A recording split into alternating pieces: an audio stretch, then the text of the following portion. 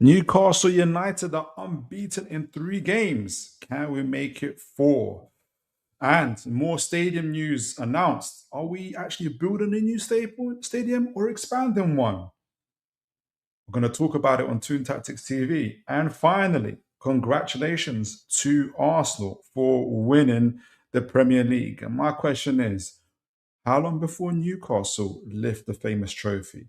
Find out right here on Toon Tactics TV, folks. Oh, brilliant from Shea. And now Murphy can take on the shot. Fabian Shea away.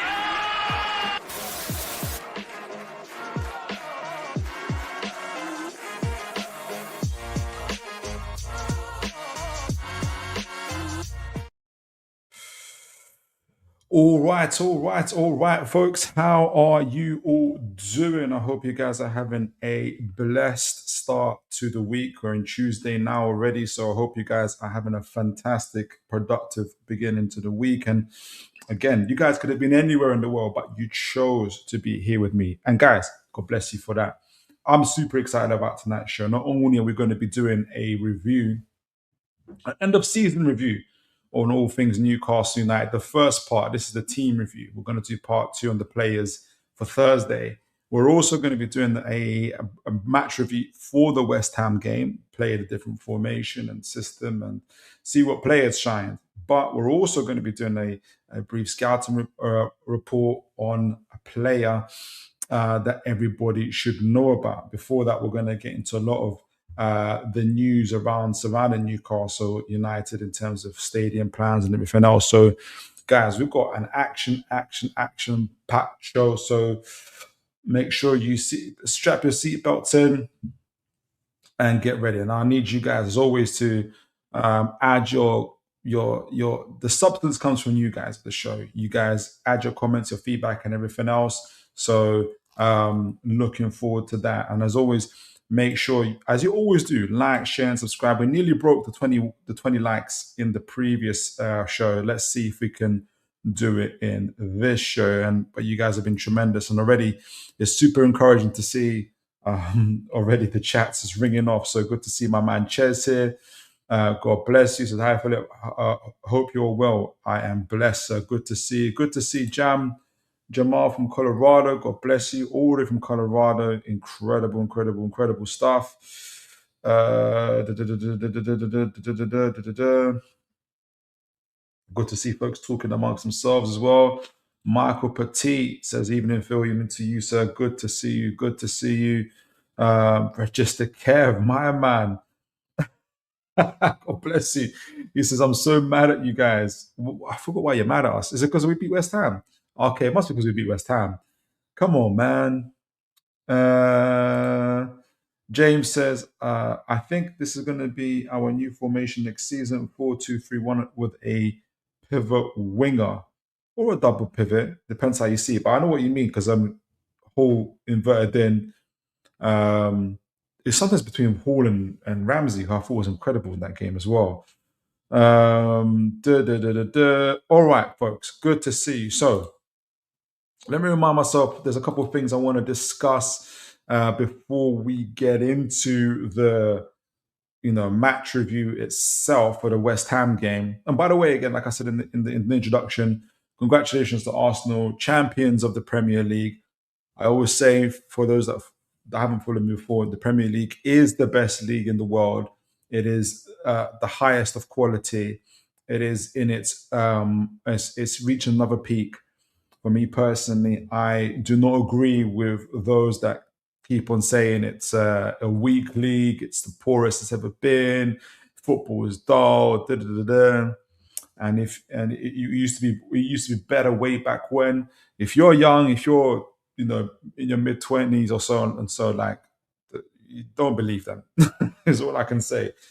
It was great back in the day, and it's great now, and it's even better now because the quality of teams, the quality and distribution amongst the teams has spread over. Look at Bournemouth almost beating Man City just today. Look how many defenders have gone to PSGs and Real Madrids and everything else. It's a tougher league. It's a higher quality league. The action is absolutely incredible.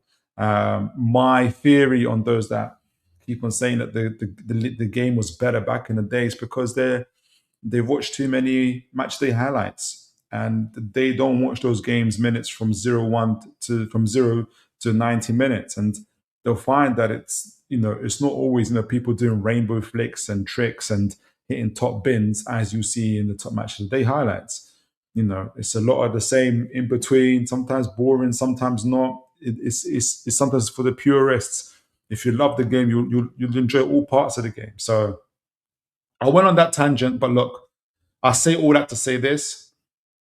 It is my belief that Arsenal are the Premier League champions of the best league in the world, of its highest quality, and they've proved themselves to be the best of the best and of the highest quality, in my opinion.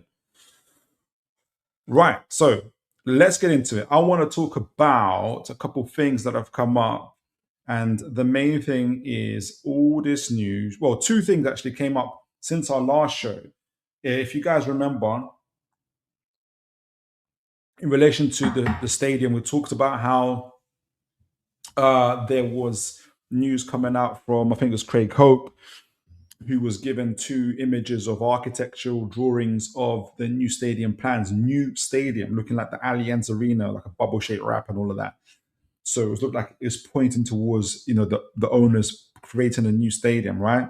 Since then, we've had two bits of news. One is around, or two. One is around the investment into the stadium, and this came via, make sure I get this on, Reuters, right? And in terms of how the money will be paid for this new stadium, right? The second news we're going to talk about in a moment is to do with the purchasing of land around around the Leazes area, in and around the St James's Park Stadium, which kind of hints at an expansion rather than buying a new stadium.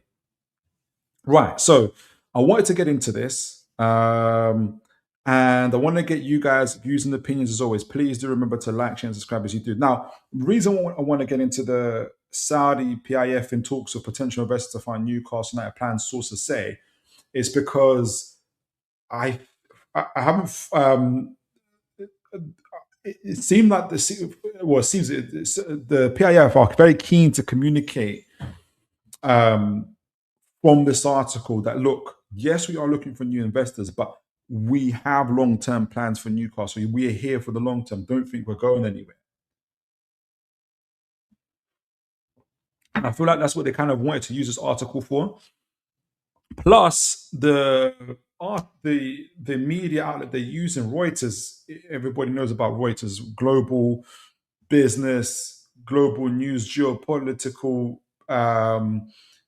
media outlet. Like this is beyond, Fabrizio talking about transfer rumors. This is like the real deal business stuff, right?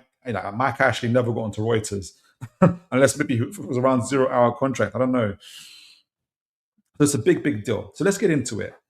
Exclusive: Saudi PIF in talks with potential investors to fund Newcastle United plans, sources say. And this is articles by Amy Jo Crowley and Federico Macconi. It was on the 18th of May, so just yesterday at 6:15 p.m. So, London, Dubai, May 19th, Reuters, London, Dubai. Okay. Saudi Arabia Sovereign Wealth Fund, PIF, is in talks with investors over them taking a minority stake in Newcastle United as part of its fundraising plans for the Premier League's club stadium. Three people familiar with the matter said. Very, very interesting. So three people. I don't know why they were specific about that number, but maybe they wanted to show to the reader being asked, hey, we have spoken to specific sources, right? And it's always common for anybody who reads kind of geopolitics and these kind of articles as well around business, when they say familiar with the matter, kind of a way of protecting their sources. Now, sometimes these sources can be fake, but sometimes not fake, but like, just how do I say it? People that want to control the narrative, which this article can still be. The other thing I wanted to note was it made me also think about, obviously, this shouldn't be unusual for us. Like, you have to remember that Amanda Stavely and her husband Mirdad owned like what 6%, 10% of Newcastle United. And so really, and before PIF bought them out, PIF and the Rubens bought them out. So um, this could be a similar thing. We don't know. Let's talk about it anyway. So it goes on to say PIF, chaired by Saudi Crown Prince Mohammed bin Salman, is weighing up expanding the club's current stadium or building a new one, and could issue new shares to a prospective new backer of the plans, one of the people said. So it's new stadium or stadium expansion.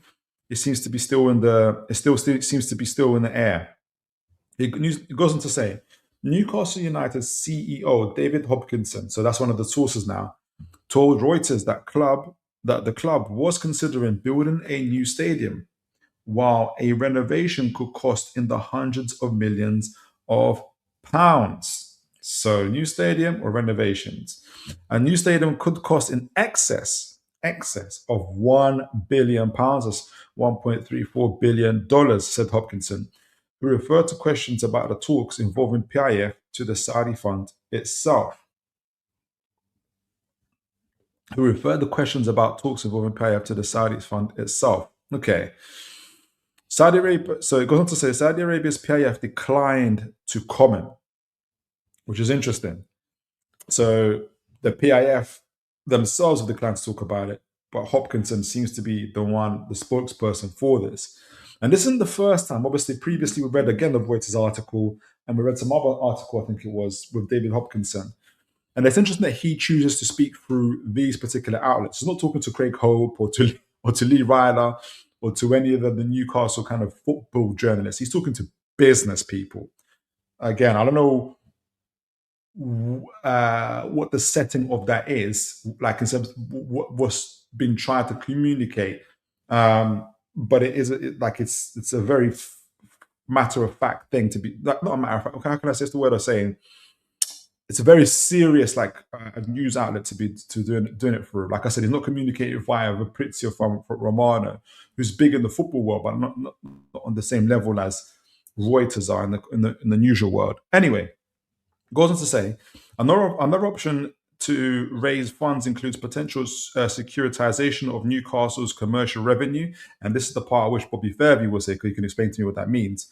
The person said, adding, oh, hold on, okay, so the person said, it wouldn't say who it is. It doesn't even Hopkinson at this stage. The person said, adding, no decision has been made on the investment. I'm going to come back to that. Securitization of commercial revenue. If anybody knows what that means, let me know. Otherwise, I'm going to speak to Bobby about that. The club is also preparing to open a new multi-billion-pound expansion of its training centre. Multi-million-pound expansion of its training centre that will extend its footprint by more than 50%. That's massive. Newcastle said last month. That's a massive. I can't wait. Honestly, guys, I can't wait. I don't know if you guys remember. I told you guys a story of when I think when Leicester City back in the day built a new training facility, and I made the mistake of going on their football club's website and looking at it, and then I didn't expect it, but this rise of jealousy came into me when I was watching it, thinking our guys were like taking ice cold baths in wheelie bins, and anyway, we've moved on. The discussion comes after PIF said it will stop funding Live Golf at the end of 2026 season. So it is taking away some of its funding from some of its sports events. But as we said before, they've kind of been really saying, look, the football stuff doesn't cost us that much, so we're going to continue doing it. Anyway, after plowing more than $5 billion on the venture since it launched in 2022, wow. So within the space of what, 3-4 years, they spent $5 billion, whereas at Newcastle, if you add it all up together so far, it's about coming up to $2 billion. If you include the fact they had to pay off the piracy thing, otherwise $1 billion-ish. Anyway, the almost $1 trillion wealth fund, the driving force behind Saudi Arabia's plan to cut its reliance on oil. So that's important that you guys remember that. That's the why. Why do PIF exist? to cut Saudi's reliance on oil, has made sports central to its set strategy with the investment in Formula E, boxing, tennis, and esports. The kingdom is also preparing to host the 2034 FIFA World Cup, at which point, remember, 2030 is when Newcastle are expected to be competing for the Premier League. So if Newcastle could be Premier League champions by then, that would be very good. Anyway, while committed to deploying, if you look at it from a PIF point of view, and I'm going to go to the chats in a moment, folks. I want to get through this and see what you guys are thinking. All right, so let me get back on it. Okay, so while committed to deploying capital internationally, PIF has retooled its strategy and is moving away from some investments, including scaling back so-called Giga or Geiger projects. I'm assuming really massive projects in Saudi Arabia. Newcastle manager Eddie Howe said earlier this month that PIF remained as committed as ever to the club's success. The fact they have to go to a past comment of Eddie Howe's rather than a fresh source is telling about this article a little bit. And it's telling me that it was difficult, if anything, impossible to get anything out of PIF directly. Anyway, PIF led a £350 million takeover of Newcastle from British businessman Mike Ashley in 2021. Newcastle have succeeded in their first few seasons under Saudi ownership, twice qualifying for the Champions League and winning the League Cup last year. However, they have slipped out of the spotlight this season and are 11th in the Premier League with one game remaining, with no hopes of qualifying for next season's European competitions. Well, there's a very slim hope. I don't know why they ended it on. They just ended it on that. That's it. They ended it on that down note. Like, yeah, they invested this money and they're 11th in the Premier League. Big up to Reuters. I don't know what that's about, but the main gist of the article is Newcastle are going to be investing via these minority shareholders or minority, shareholders, backers, if they're going to try and get them, which they probably will do. Essentially, I think they probably already had offers and already got people ready for it to kind of invest into Newcastle. So if anything, they're just letting people know they're thinking about it, but I think it's already done, if that makes sense. They just don't want to raise any alarms. What I've been interested to see is the percentage of Newcastle they're going to give to those minority stakeholders. Like, is it going to be more than what Amanda and Amir had, or is it going to be less? I think maybe, to me personally, maybe it's nothing, maybe it's something could be telling what that's all about. But let me know what you guys think. Does it raise alarms? Does it not raise alarms? Let me know. I don't think it does for me anyway. Good to see my man Raymond. Raymond says, hi to Philip. Amanda Staley should buy Newcastle. Yes, Amanda Staley. Newcastle now, and Amanda Staley in charge of Newcastle United Stadium from Ray. Big up, big up, big up, big up. Maybe Amanda Staley does come in. Maybe you got some interesting insight, actually. Do Mirror and Amanda Staley come back into it? Let's see. Raymond says, Philip, how are you? PIF and talks potential investments to fund to Newcastle United plan. Yes, Amanda Stapley source. Yes, Amanda Stapley. This is now from Ray. All right, let's see if it happens. Big up to you, Ray. You got it. You were there first. Ches says, Philip, my civil engineering knowledge is poor. If we are planning on an expansion, does that mean the road between the Leazes and the buildings becomes a tunnel? I never considered that, Ches. I have no idea. I have no idea. If anybody in their chat can answer that, please do. Due to the expansion, does that mean that the Leazes end and the buildings become a tunnel? Let us know, folks. That would be incredible. That would be some crazy engineering. All right, so James says there's not going to be an expansion. The only reason why they bought the terraces is they have turned it into a hotel or use it as a sideline control for Leazes Park new stadium. For Leazes Park new stadium. What is okay, so are you saying they're gonna either use, have you Jay, that's an interesting one. Like, do you, if you got some source on that, if that's the case, do let me know. James says also the The Terrace has been grade 1 listed. Nothing on that side can be touched. Okay, fair play.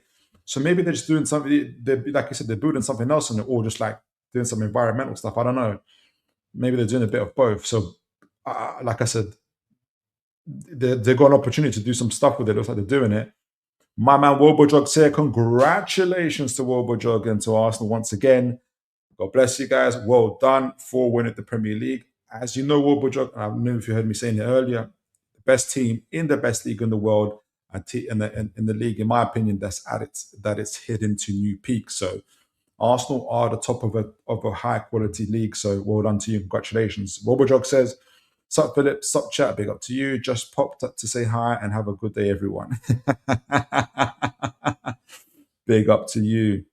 Lots of congratulations on the Premier League title. My man Oliver is here. God bless you. One of my day one guys. Has Eddie Howe stopped now? No. There's some people that are.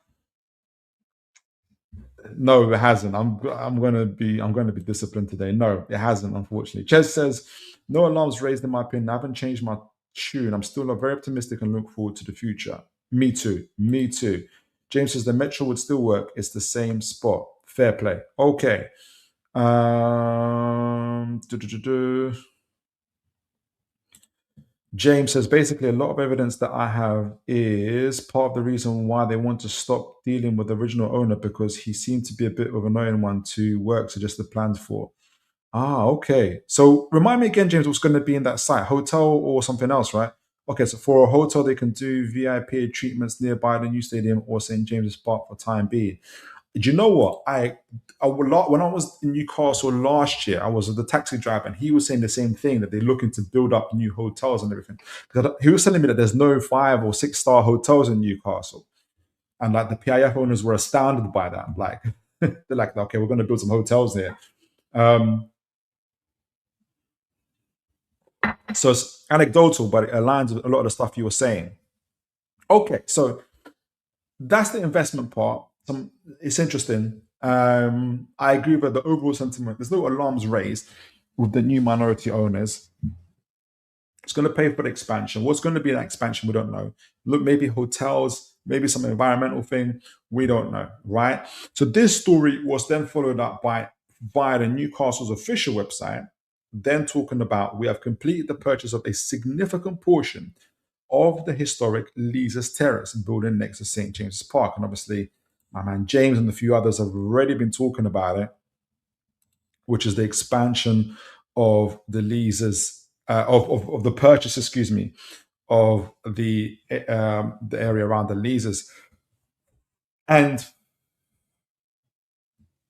this was obviously released just after the Reuters. So I feel like they are laying the grounds for work, Newcastle, PIF, or not PIF, or certainly Mr. David Hopkinson is, around Newcastle purchasing land and setting the scene for something, setting the scene for what they're about to do with that particular area. With the leases, hotels, other work, other building projects, it's not overly clear. But if they're not expanding and it looks like maybe they can't expand, I think it's looking more and more like they're going to build something else there, but also actually build a new stadium itself. And that is incredible news if that is the case, in my opinion. I am very, very much looking forward to it. So, guys, as Ches says, as James says, as otherwise, I'm sure a lot of you have seen the future is bright. Who would have known the club who had players doing rehydration pools and wheelie bins and in little air floated dinghies, are now building new stadiums and expanding and doing massive projects. And even the Reuters are talking about us. And it's not about 0-hour contracts and doing crazy stuff like that, like Mike Ashley was doing.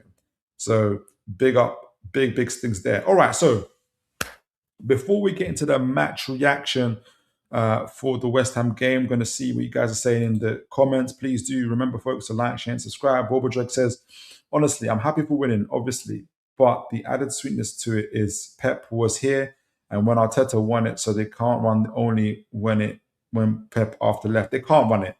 No, absolutely not. And you did it when Pep was here, and you did it in his final year. He did win the double. So I wouldn't say that domestic double, but obviously you won the crown itself. So absolutely incredible. I would say, and you don't really do this, Roberto, but I'd say this is a lot less of older fans. Like I've got a good mentor who's an Arsenal fan. I feel like there's a lot of this validation. They can't say this because we've done that, or you kind of, but maybe it's a running thing where you guys care a lot about what other people say about you. And I get it to a certain extent because of the media hype and everything else. But maybe I will. Maybe I will. Maybe there's something that will change in me. I hope it doesn't. But I don't. I don't overly focus on what opposition fans say that much. And I think you guys should do the same. That's just my only view. Adrian says Leazes Terrace is hardly up there with Pyramids of Giza.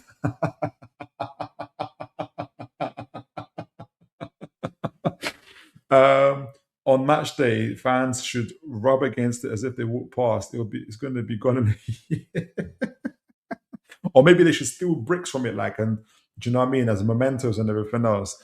But I get the sentiment there, Adrian. All right, so match reaction. Let me get the old stats out. I did try. So obviously, watch the full game.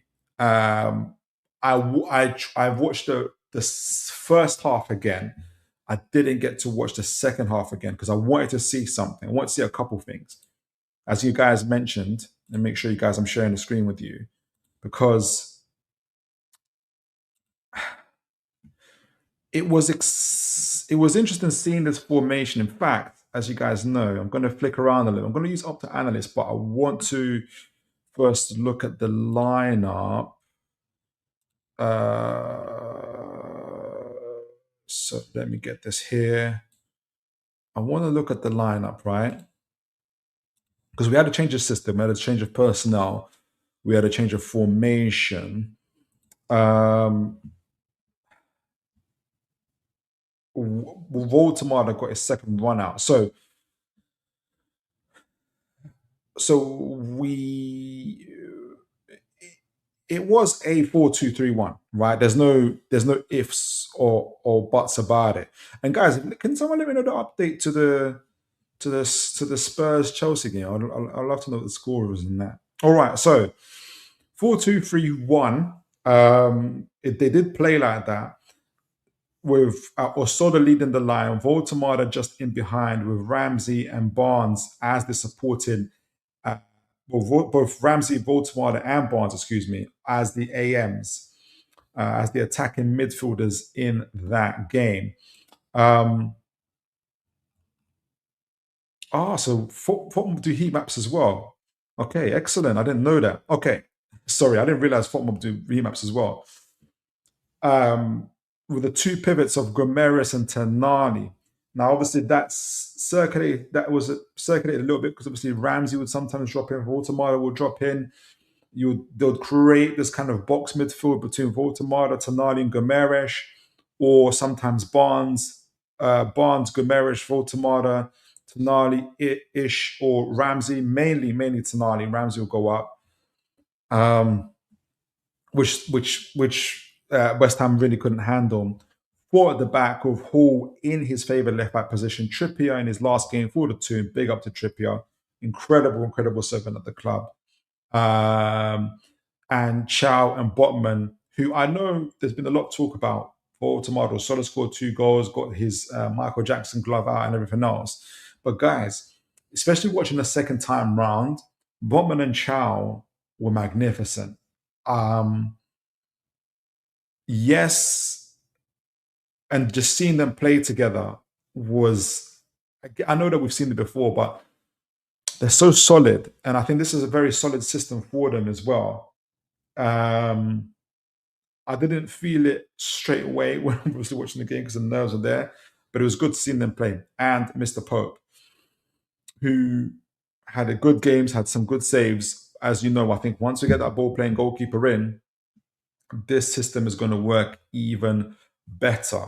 I think Osolo was used, and you guys let me know, in my opinion, to really disrupt the back line of West Ham United. His consistent running in and around the channels. His pace was absolutely frightening. We know about his presses and everything else. Really, really, really frightening. Got 2 goals as well from the game. Well taken as well. I think was it the second goal, the one touch passing. Beautiful. In fact, if I get a moment, I might play if I get a bit of time. I thought it was a beautiful goal. I think it began with Ramsey, then Barnes, back to Bruno to Ramsey, Ramsey one touch to Voltemada, to Osola before finishing it off. It was beautiful, beautiful to see, and I hope that is a sign of things to come. So his expected goals 0.91. Obviously, he did even better than that. Expected goals and assists 1.06 for Mr. Osola. Played really, really well. Had 2 shots on target and obviously 2 goals for him. So he done really, really well. Was very, very, very clinical. There was something I wanted to see. He had only 19 touches in this game as well. 5 touches in the opposition box. It shows you just how clinical he was. I would like to see more touches from him, to keep an eye on that, folks. Especially in the opposition box, I would want more from him.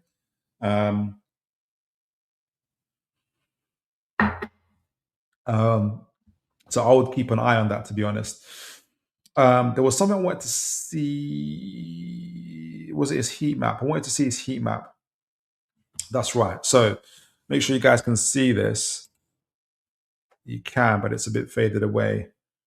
Here we go. Zoom in a little bit, and you can see. And we talked about in last. What's really, really good to see them. I talked about in last show is especially the big, big heat maps right here are all mainly central.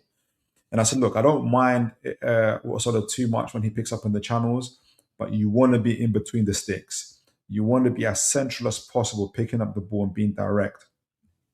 And you can see it from this heat map. That's exactly what he was doing. So even though he had 19 touches, 5 inside the penalty box, he got those 2 goals, 2 shots, and 2 shots on target. And in both those cases, in both those cases, the 1-2 with Willock as well, he was taking up those central positions, and he was able to get his shots off and to be able to be clinical. So I think again that's proven Eddie Howe's development of a solid result, which I thought was really, really good. Now the main question, obviously, is on Voldemort and how did he do in that number 10. Before we get there, let me just see how well you guys are in terms of sofa score. Not sofa score, in terms of the chat. I'm freaking out. Someone said sofa score in the chat. I honestly just want to. Okay, I'll get back to that. Ches says, Philip, to be completely fair, I hate to admit this. We Newcastle fans care too much what others say too. Yeah, especially, yeah. There's a reason why TalkSport targets NUFC fans, because we always buy it and we're lucrative. And I think it's new to us. I think this type of success and attention is new to us.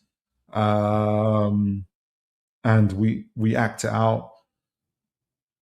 And hopefully we'll get used to it. Ches says, that was one of the better games I've seen from Botman. He was a pleasure to watch. I agree. Pope's decision making was class too, but for me, Ramsey was my person of the match. He was phenomenal. I'm going to talk about him in a moment, but the guy who was really phenomenal, we're going to talk about him in a minute as well, was Bruno Gomes. I think, again, I get into the situation and watching the match. This is what happens when I watch the game second time around. Then you're like, oh no, Bruno and the Hall were phenomenal. But Ramsey is, the technical quality was really good to see. Adrian says, Ramsey, Barnes, Voldemort are all players who look to link up. Yeah, absolutely. James says, I'll tell you this now, Phil. Sell Wissa and I'll keep Voldemort and Osola and then bring in the main 20 goal scorer striker. Let me know who you'd bring in, James. I'll be keen to hear. Right, so Voldemort. I wanted to focus a little bit. So a couple of things. Okay, so Voldemort in that number 10-ish role. You can see from his heat map, taking up that half space on the right side of the pitch a little bit more, as well as. But when he did pick it up, he'll pick it up on the left, which is interesting to see. He's obviously got himself a well taken goal. Um, Highlights created the joint most chances as well. So that's Fulham are really outdoing themselves with this stuff here. Brilliant. So he created three chances, which was really good, and as well as obviously scored the goal itself. He had an expected goal of 0.2. He got the goal, which is good. He got the goal, but again, that's quite low for expected goals. And it's always important, even in victory, when your team wins, is not to overlook the things that you would highlight when your team loses, right? If we saw this if Newcastle lost 3-1 to West Ham, we'll be looking at 0.2 expected goals against West Ham. That's insane, right? So that's something to improve. Expected goals on target 0.89, which is better from him. 83% accurate passes. Again, when you're surrounded by players, Barnes, Ramsey, Bruno, Tonali, Hall, Osola, you're going to get better passing as well. And he did that quite well. Created 3 chances, which is really, really good. Shot accuracy. He took 1 shot and scored. So he had 1 shot throughout the whole 75 minutes. That's where I'm saying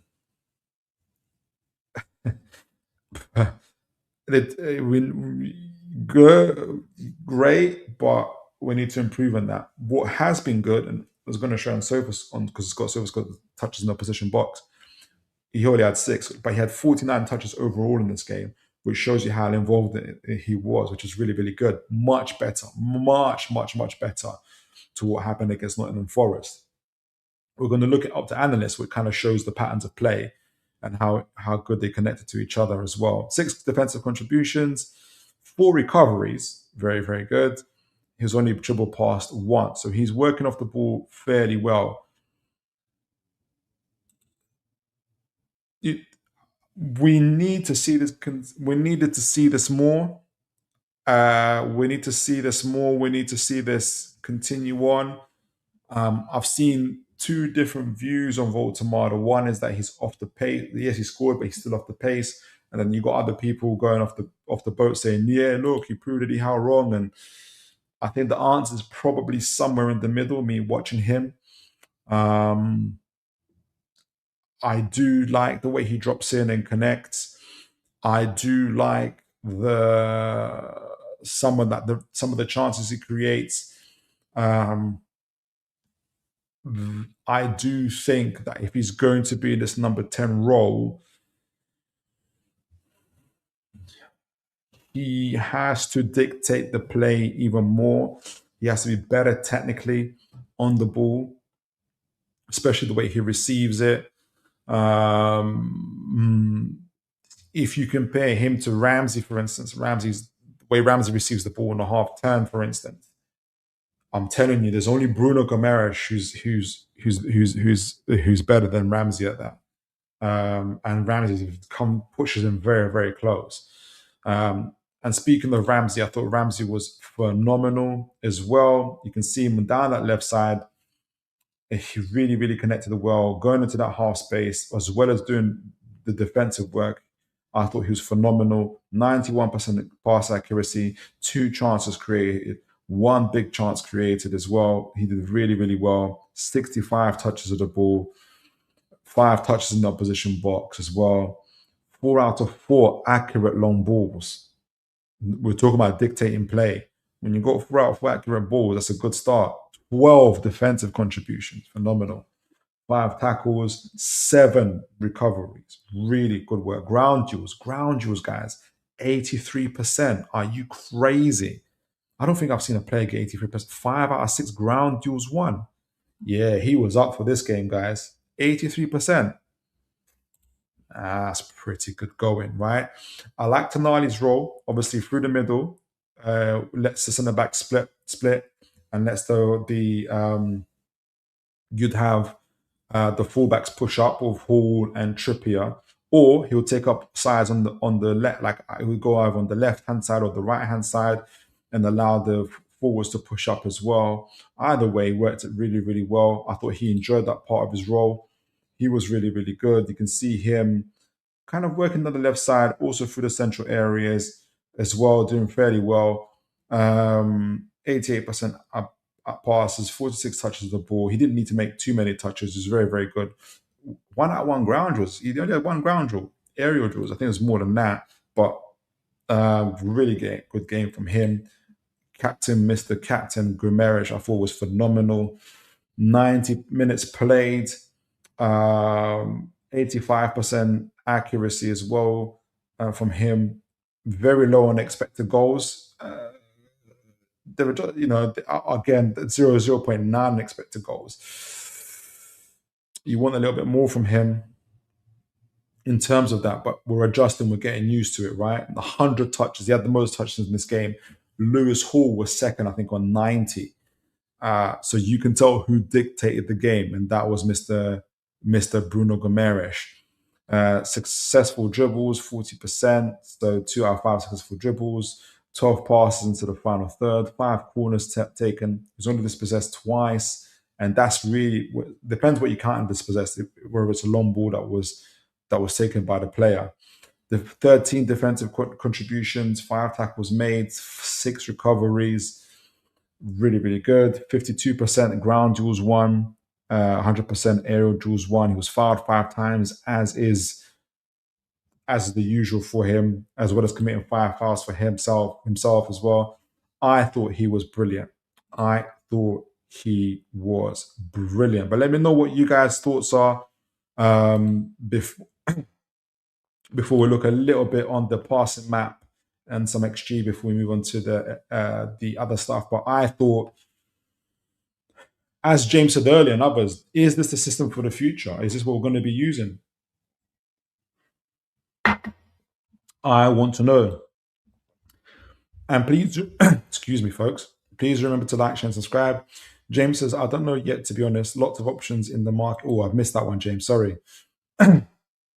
James says, I think there's still I think there still is a little bit of really a bit of learning for this setup until the start of the next season. Hopefully we're ready by that point. Yes. And I think there's a couple personnel, because I want to see what it looks like with a ball playing goalkeeper and a forward who can make the ball stick. Your Romolos, your Delaps, your somebody who can make the ball stick. How does it look then? I'll be very, very interested to see how it plays out. And I'll also be interested to see how it plays out if Bruno Gomes plays in the position where Voltemade plays. I think it looks very interesting then. I think it was Sean Casey, someone who talked about having a double pivot of Lewis Miley and for instance, Lamine Kamara with Bruno in advanced area. I think that would be very, very interesting to see. Very interesting to see. Bruno Ramsey together, or like you said, Bruno Ramsey together, or if you can imagine Miley and Kamara together with Bruno in advanced area, with Ramsey in advanced area. Ramsey, by the way, speaking of that, actually, Ramsey, by the way, and there was highlights of him. I wish I had more time in the show, but I've got so much information to go through. But Ramsey, by the way, his decision making in the final third is second to none. He knows exactly what he's doing before that ball gets to him. His position, he's receiving in that final third, and his positioning is excellent. It really is really, really, really excellent. And you're right. It could be Ramsey. In fact, it could be Ramsey and or Bruno that can play in that advanced position. Probably Bruno at this time, but I think Ramsey is such a complete footballer, in my opinion, and we're going to see more and more of him shine in the following years. Ches says, I think we're giving Asola so much leeway lately, deservedly so, but he's had time to get there. Let's not forget that Voltemade is the same age. He deserves just as much patience and support. Absolutely, Ches. And I think more is to do with, so for instance, I think it's about how we, and this is just not just about Voltemade, any player and their managers, how we analyze or judge those players. So I, for instance, don't think Voltemade, I typically give players 2 years. So like even the Lang, I'm waiting to see how it's going to be next year. but my early signs and early impressions is that he is a player for the Bundesliga or Spain and not for the Premier League. But it doesn't mean I'm saying it. But if I start, kind of going on the show and saying he's useless, he's never like it's no one wants to hear that, and I don't really believe it in that way. Hopefully he adjusts. Hopefully he gets better. Hopefully with those other profiles and players I was talking about before, it gets even he improves even better. I guess it's just about how we, not to go over the top essentially sometimes. But I agree with you.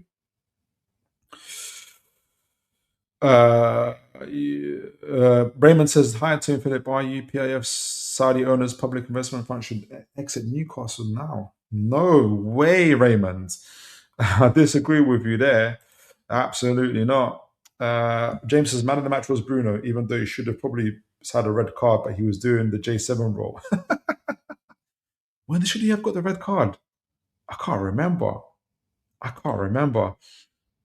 Guys, in fact, James reminded me, thanks for sending your man of the match, James. Send in your man of the matches now. Start sending your man of the matches. For me, it's Bruno as well, but with Hall and Ramsey very, very close to that as well. And Osola, and Osola as well, being very, very close to that. Sorry, Raymond says, hi, Team Philip. Are you Amanda Staveley should buy Tottenham Spurs now? Madison should buy Newcastle United now. Yes. I don't think she's got the money to buy Newcastle. Ches says, I prefer Ramsey more as a further forward player. He's a proper playmaker, and that goes unnoticed by many for some reason. Do you know what, Ches? You wasn't here when I was doing the show earlier. Like this is in terms of last year when I said why we was doing a scouting profile. Maybe Adrian remembers because Adrian's still here. And we was talking about obviously the transfers that we had and why we bought Ramsey. Because a lot of the folks in the chat and just online were saying, he's just another Willock. He's just another Willock. And I was just saying, look, no, he's not. His profile is that he's a playmaker. He's actually he's a different profile of a midfielder. And now people can actually see, wow, that he's not Willock. He's a different type of player to Willock. Willock is more of an action midfielder. So he carries the ball into the kind of the opposition lines. Ramsey's more with the passing as well as receiving the ball, receiving the ball in the position lines. There was, I think, a year where he was equal to or second to Kevin De Bruyne in receiving the ball in the opposition half, which shows that he's a position-based midfielder, playmaking midfielder, whereas Ramsey's that ball carrier, that one who takes the ball into the opposition half as well.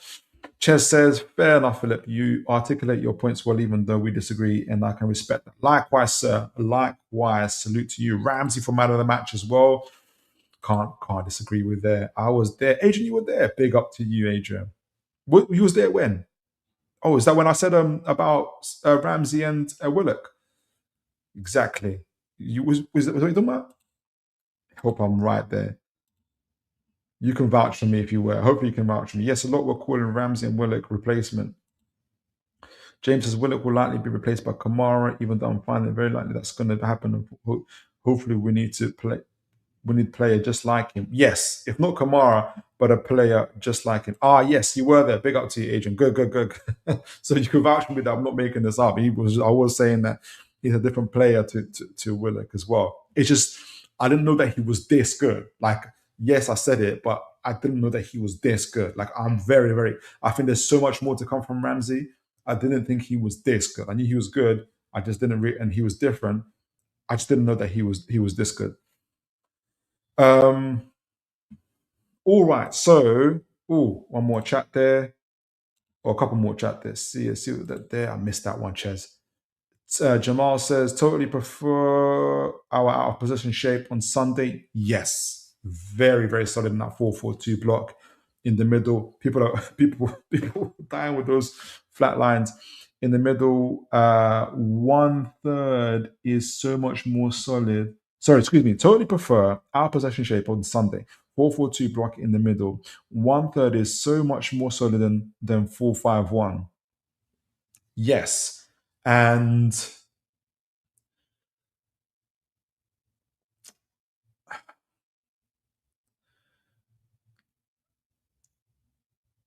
Yes, there's a couple of things I wanted to.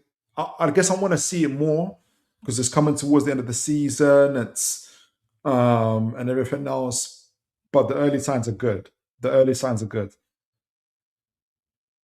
Okay, so let's just finish off before we get into the end of review. I wanted to show the passing map. So this is us, obviously the home team. For the folks that aren't aware, this is from Opta Analyst. It's free to use, by the way.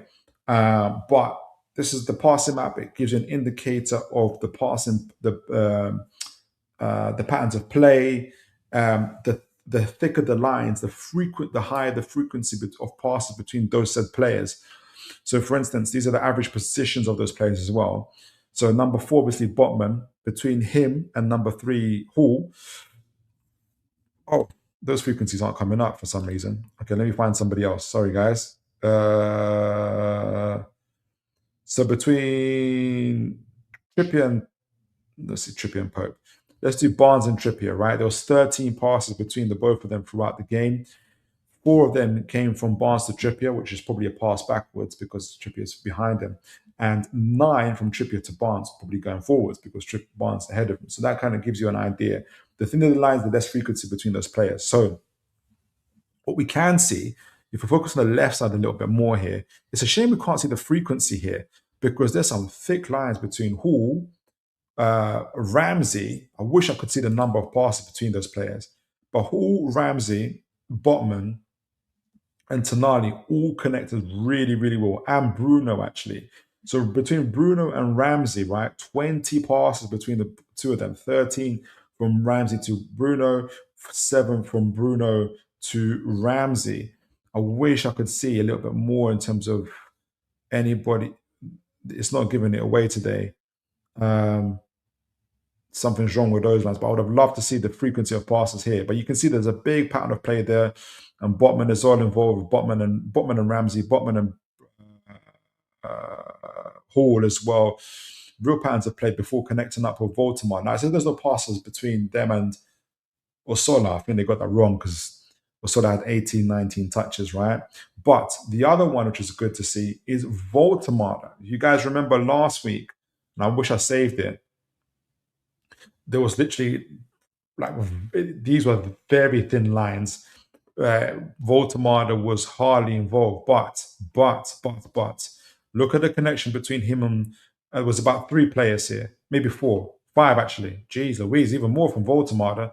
I think Baltimore had 65 touches in this game, and you can tell 11 passes between him and Barnes, 15 passes between him and Bruno, 15 passes between him and Ramsey as well.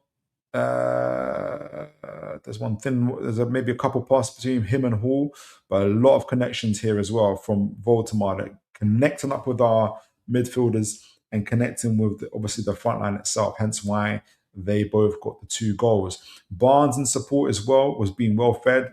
Passes from Baltimore, 5 passes between him and Tonali, 8 passes between him and Bruno. 5 passes between them and Chow. Chow's passing was really, really good in my opinion. Barnes and Trippier as well, 13 passes between them. So our front line, Voltamada, especially Voltamada and Barnes especially. Osola was a little bit less so, but his role was different. His role was to disrupt the enemy. I keep saying the enemy lines, the opposition front lines, right? But the connection was really, really good, and our technical players got to be involved. Hall was phenomenal. Say phenomenal, but I think it was between Hall, Botman, Ramsey, Tonali, yes, a little bit less so, but Tonali, yes, but Bruno, I think, really set off with Voltamada dropping in. But you can see there's real strong connections and there's passages of play I thought was really good. Finally, I wanted to show the XG map. There was something I wanted to maybe set the well, there was an XG throughout the game, but it's not showing here. Can I find it here? Yeah, here we go. Before we get into the XG map here, so you can see compared to West Ham, who this is the level of XG which is supposed to rise throughout the game. West Ham never reached even to 1, so we kind of reduced them. They scored that wonder goal, but otherwise we kept them fairly quiet. Whereas we continuously, even had a sharp rise in the 15th minute, kind of stayed along that base before steadily rising again, continuing for that second goal. First and second goal, then sharp rise, and then kept it steady and kept them improving, getting in front of goal as well. So you can all the way up to 1.7. So we overperformed our XG, but we were well worth the money for the victory. The last thing I want to show was the XG map itself. We were on the left. You can see West Ham, by the way. Lots of little pot shots in and around, but not very involved. But look at the goals, and this is what I'm saying: sticking in between staying within the goal post themselves, right? Voldemort for his goal 0.2, literally right in front of the goal there. Osola 0.29 XG in terms of expected goal itself, again in front of the goal there. And also Osola just outside the goal here when for the one-touch pass and 0.5. And this is what you're saying, you want them to stick it right in between the goal there. Elanga came on as well. Can't remember Elanga's chance for some reason.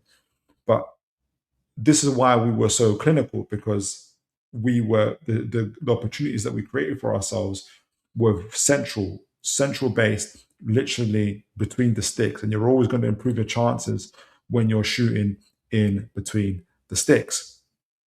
So I thought we were worth the money. The new system is very, very interesting. It was fairly new, obviously, playing against Forest away. We're going to have another chance to employ it against Fulham away. Let's see how that continues to work. Can we play the system away from home? How does it look? And I think we're like 3-4 games unbeaten as well, which is good to see. Yeah, and folks, thank you for those that have been sending your man of the matches. Continue to do so. For me, it's Bruno. For others, it's Ramsey as well. But I thought it was a very good game. Very good game from us. And we'll see how it goes with Mr. Voltemada. Raymond says, hi, Toon. How are you? Buckhurst should sign for Newcastle. Mayo Buckhurst, the goalkeeper.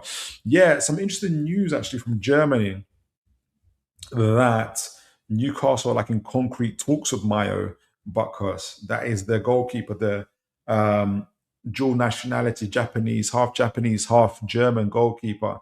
I think we talked about it in the show before, but apparently news from the build itself is that Newcastle started concrete conversations with him. They were reporting how in Wolfsburg's final game, when he was doing the lap of honor, he was crying, which kind of signified that he was probably leaving. Which, on the back of the potential Ewan, that 20-year-old from Reims, these are young goalkeepers, right? These are the Traffords before the Trafford, which kind of signals to me, and I'm going to do a general kind of strategical overview of our transfer show, signals to me that Newcastle will probably try to get Pope to stay and be the second or third choice keeper. That would be my guess. James says, so next week, final game review and a lot of scouting. So next week, final game review and a lot of scouting. 100%. 100%. James says, I'm personally unsure about him. I would rather go with Rissa or Genk goalkeeper. That looks very interesting. Yeah. There's a lot of choices there. I don't know who the Genk goalkeeper is. You have to remind me. Okay, so that was the game. That was the Newcastle updates.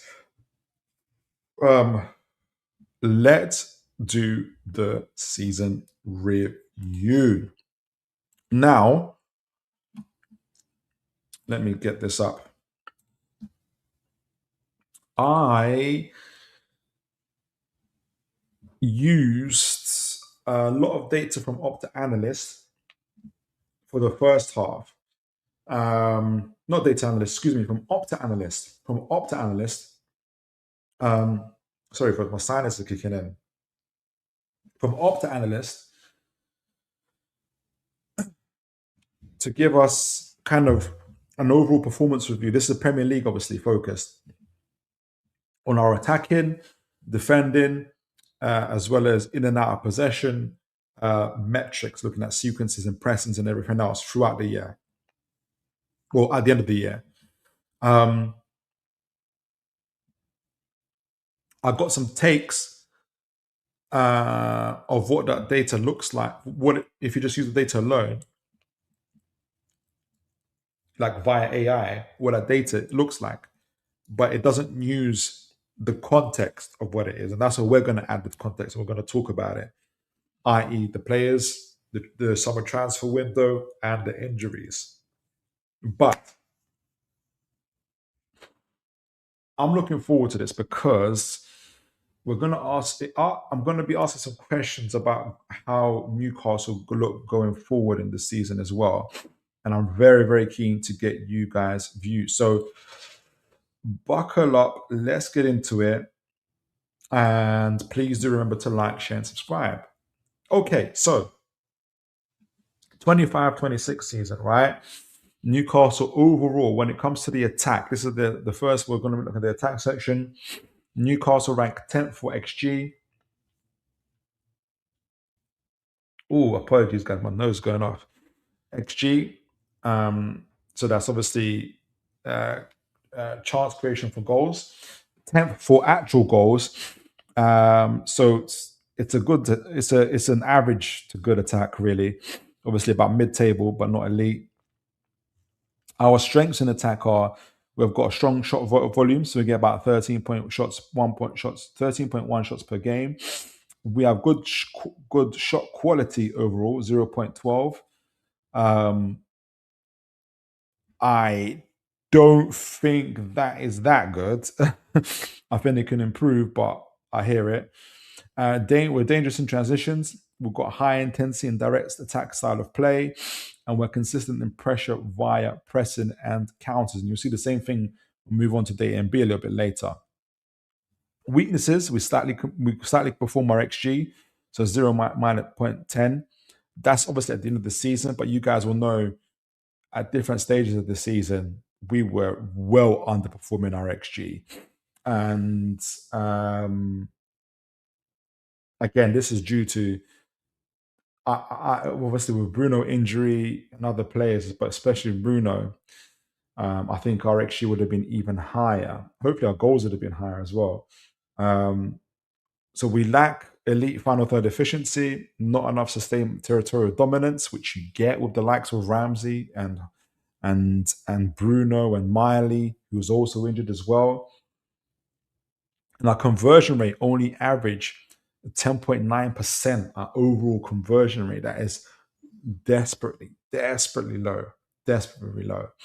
And we are reliant on moments, so creating chaos rather than control, which we had, for instance, in the West Ham game. So overall, if you look at the season overall in attack, we are pretty much a mid-table club. So we're also very much still a transition team. Again, I think that's down to personnel. Having Bruno out, he really changes the scope of how we play. And hence why we need, and Miley obviously been out for quite a bit during the season as well. But having Bruno out is the main thing. He makes us a transition team. So we really, really need better depth for somebody to cover us in when Bruno's missing, when Bruno's out injured. We're lacking, obviously we already noticed we're lacking the right wing creativity, left wing production in the Premier League. This is the Premier League. I think Barnes and Gordon between them have 11 goals in the Premier League. Elanga and Murphy even less. I think maybe 2-3 goals. So Barnes and Gordon have about 11, 12 goals between them. And Elanga and Murphy about 1 or 2. We lack that possession and control. I think we talked about it earlier in terms of we can create the chaos. We can't stop the chaos from happening to us. And, games like Everton, Brentford, it just reels off. Even though we won in the Leeds game, that was just too end-to-end. We could have lost it, really, as well. So that's that, for example. Defendant. So overall, we are ranked 7th for XG conceded. So we're pretty much in the top 8 in terms of reducing the chances created against us. And we've been flirting, like at one point, especially in the first half of the season, we were like second only to Arsenal. So our defensive record our system really began to break down. But we're still a decent defensive outfit in mainly overall, but it's not obviously it's not elite. Our strengths are we're still consistent in our pressing, we're aggressive in our defensive approach. We restrict decent shot quality, so most teams only get about 0.11 xG shots. And especially early in the season, you guys remember that teams were getting goals against us, but they had like the lowest xGs, and it was really, really frustrating. Um, we've been fairly solid in terms of shot suppression as well. Okay against defending transitions, but obviously that's been growing. But that's been periods where it's been really, really bad. We have weaknesses. We still concede too many shots. That's the area, 12.1. So we have this is the part of the reason why we're so chaotic. Remember, we have a shot volume, average shot volume of 13. We also concede 12 shot volumes, which is crazy. Defensive control is inconsistent. I think that's down to obviously from the forward line down to the system structure overall. Open space appear after press breaks and rely on physicality and recovery defending. We're not elite at low block structure. Yeah. So even when I think someone said it earlier, I think Colorado said even we're in that 4-5-1, we don't look safe, right? Overall, our stats suggest that we're an aggressive front-footed defense, but we're not elite in possession. We're not elite at possession or control defense, and we're not elite at territory suppression side. So, being able to take territorial dominance in certain areas of the pitch, we're not very good at that. So we're missing that control overall, ball retention, calm and build-ups, being able to reduce transition exposure. And this is stuff, even though this is data stuff, we're still we kind of known this as well, but it's bearing out in the stats and the data as well. In terms of that, so sequences and pressing, just to add, I wanted to add that in terms of our style of play. And for folks that aren't familiar, so sequences is essentially talking about passing sequences, the amount of, well, both ways, the amount of passes we can have before the position takes it, and also the amount of passes the opposition can have before we take the ball off of them. And obviously, pressing is part of that. So overall, we're still a strong pressing side, and again, the data MB side will show that we're very good physical side, pressing side. We're one of the league's most aggressive front-footed teams. We have a decent balance good balance between direct attacks and build-up play. Our strengths lie in our pressing intensity. So 11.54 press sequences. So at the maximum on average teams are able to get is around 11 passes, or just below 12 passes against us. We have an aggressive starting press. So we're 41.9 meters up the field. So we're fairly high, high up the field typically. We have a strong build-up. We're good. We have a direct threat. We're more controlled than pure transition teams. And we can sustain attacks better than before. However, our weaknesses are press can become chaotic or open, and we know this. We lack elite control after regains. So even when we get the ball back, we can lose it very, very quickly. We direct attacks less efficient than top sides, and build up slower than elite possession teams. We can lose structure when the games become transitional. So we know this already just from watching our games. So Newcastle very much equals controlled chaos, or sometimes uncontrolled, really. Aggressive press, vertical attacks, and transitional intensity. But we're not yet an elite possession or control machine, and we're not yet good at or elite at territory dominating side. So we're missing this in our midfield circulation. Especially when Guimaraes is out, we are out of whack. Um, we lack a rest defense structure. That's been very very bad for us, poor for us throughout the season, as well as final third composure and sustaining pressure after turnover. So after we get the ball back, we fail to keep it for longer, control the chaos essentially.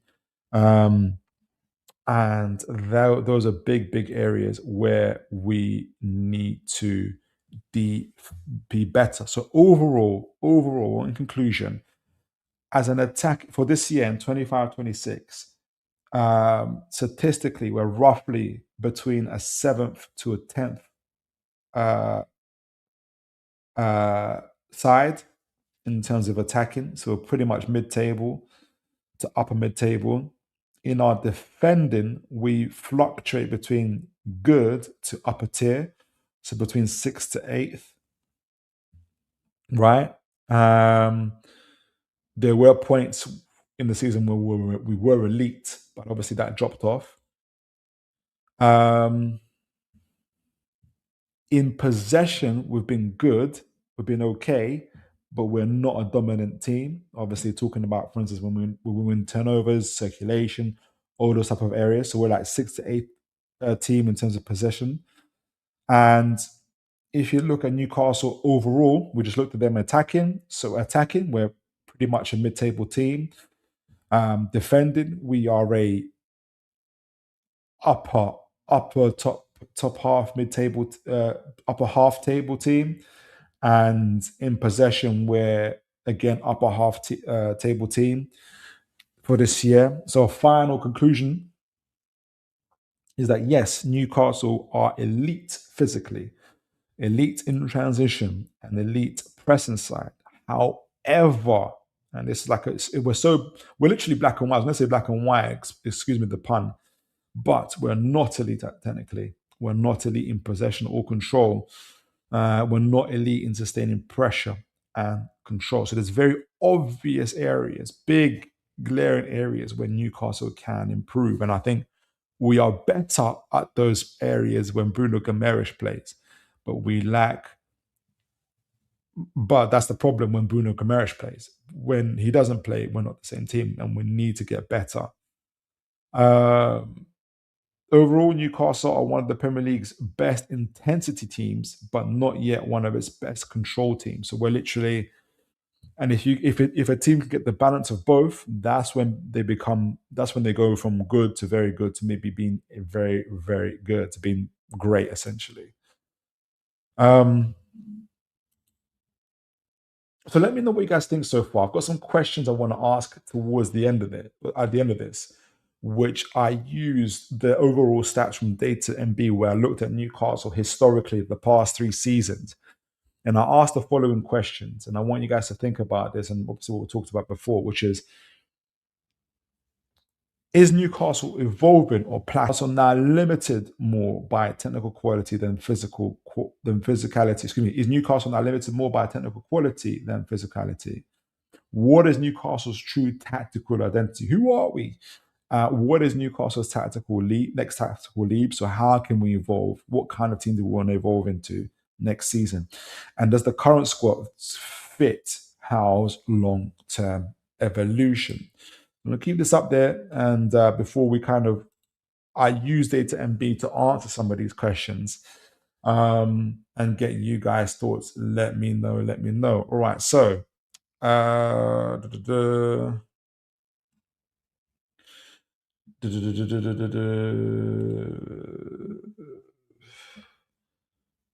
Jamal, yes, Verbruggen is available. Hopefully, we'll get someone of that caliber. Um,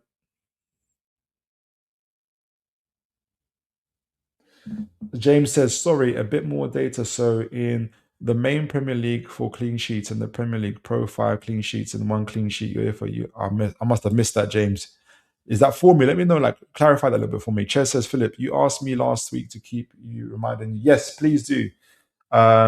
I'll be doing that hopefully by the end of the month or the start of June. That WhatsApp group will be up. I'm looking forward to it. Proper looking forward to it. I appreciate you, Ches, for doing that and reminding me. James says my YouTube crashed randomly. I hope my YouTube doesn't crash. Let me know if you guys can hear me. I hope you guys can hear me. Raymond says that he'd want Newcastle to sign Robin Rizza for 40 million.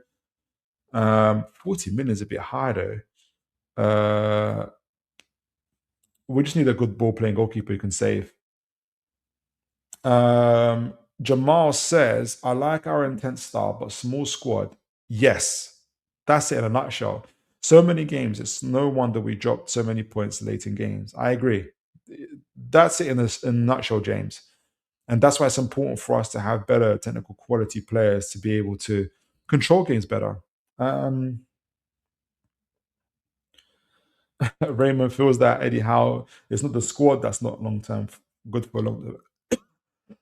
It's not this long, so that's not good for long term evolution, but it's Eddie Howe. Fair play to you, Raymond.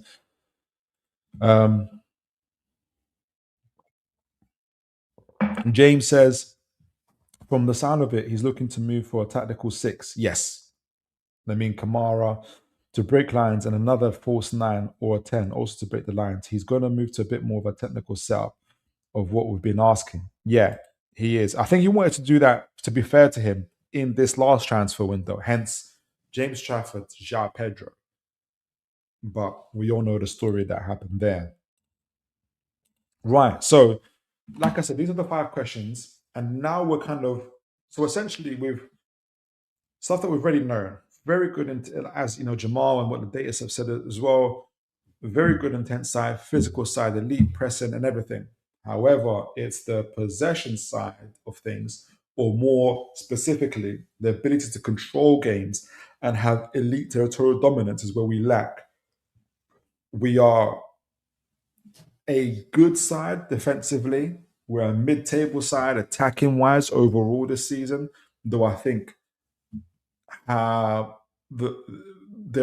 have the ability to improve that even with the current squad. And if we want to become a great team, we're going to have to get better at being able to control games. So going forward, before we get, what I wanted to answer is these 5 questions. Is Newcastle evolving or plateauing? Is Newcastle now limited more by technical quality than physicality? You guys are answering some of these questions already. What is Newcastle's true tactical identity? What is Newcastle's next tactical leap?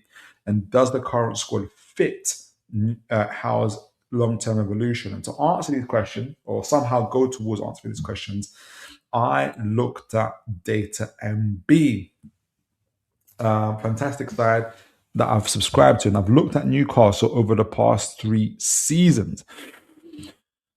And what's important to remember is that in 23, so if you can see the radar in green is Newcastle 23-24, the radar in pink is Newcastle 24-25, and the radar in 24 in blue is Newcastle 25-26 season. So I wanted to be able to look at Newcastle evolution-wise for the past 3 seasons and see where we're heading. What's important to add, and what these data and numbers don't always include or can't include, is, for instance, injuries, whether a transfer window happened or not, or was successful or not, because we know, for instance, in 23-24 and 24-25, especially 24-25, we didn't buy any players, right? And we weren't in the Champions League either. 23-24 we were. 25-26 when we had our first transfer window in 18 months, in 3 transfer windows in a row. But that was only like 50% successful if you're looking at Chow Ramsey. Yeah, Chow Ramsey. The rest of it wasn't very good. And a bit of Automata-ish, but we'll see. So those are the things that we're trying to keep in context, obviously. But it also shows the evolution of Newcastle and where we're going. Obviously, we're talking about where it needs to head to, where it needs to improve, right? So, in order to kind of answer those questions in terms of looking at it, right? So, is Newcastle evolving or plateauing? So the metrics suggest Newcastle are evolving tactically but plateauing output wise. That's a very, very interesting conclusion. So, for instance, 23-24, we had elite attacking chaos. I think that's when we finished seventh. 24-25 season, transition heavy and peak counter attacking side. That's when we had Gordon and Isak up front. And you guys will remember, especially somewhere a third to a halfway through the season, we just started going into a low block and counter-attacking teams with Gordon and Isak at the front, finishing off those chances off for us and Barnes as well when possible. We became ultra practical team. And in the 25-26 season, we were more balanced possession team, but our attacking threat dropped. And I think that obviously that's a key part of it is the personnel. We had a season striker, one of the best three strikers in the world at the time, Isak, obviously, who left, and we failed to get the replacement that we wanted. So it suggests that Howe is trying to evolve the side beyond pure transition football. So we tried to get Trafford in. Obviously, got Voltemada in terms of a technical striker or a technical forward, but obviously this is an adjustment period for him. And Wissa, who was supposed to be taking the responsibility in that attacking area, got injured for about 3-4 months. Obviously, this isn't including the data. This is where I'm adding the context. And wasn't able to pick up some of the slack or at least replace some of the drop off that we would have had from obviously Isak leaving. But I say that to say this: the recruitment is going to be important. Does Wissa stay? I personally don't want him to. And like I think Jamal and others have said, everyone in the chat really said we need a better forwards up front. That's going to help us a lot.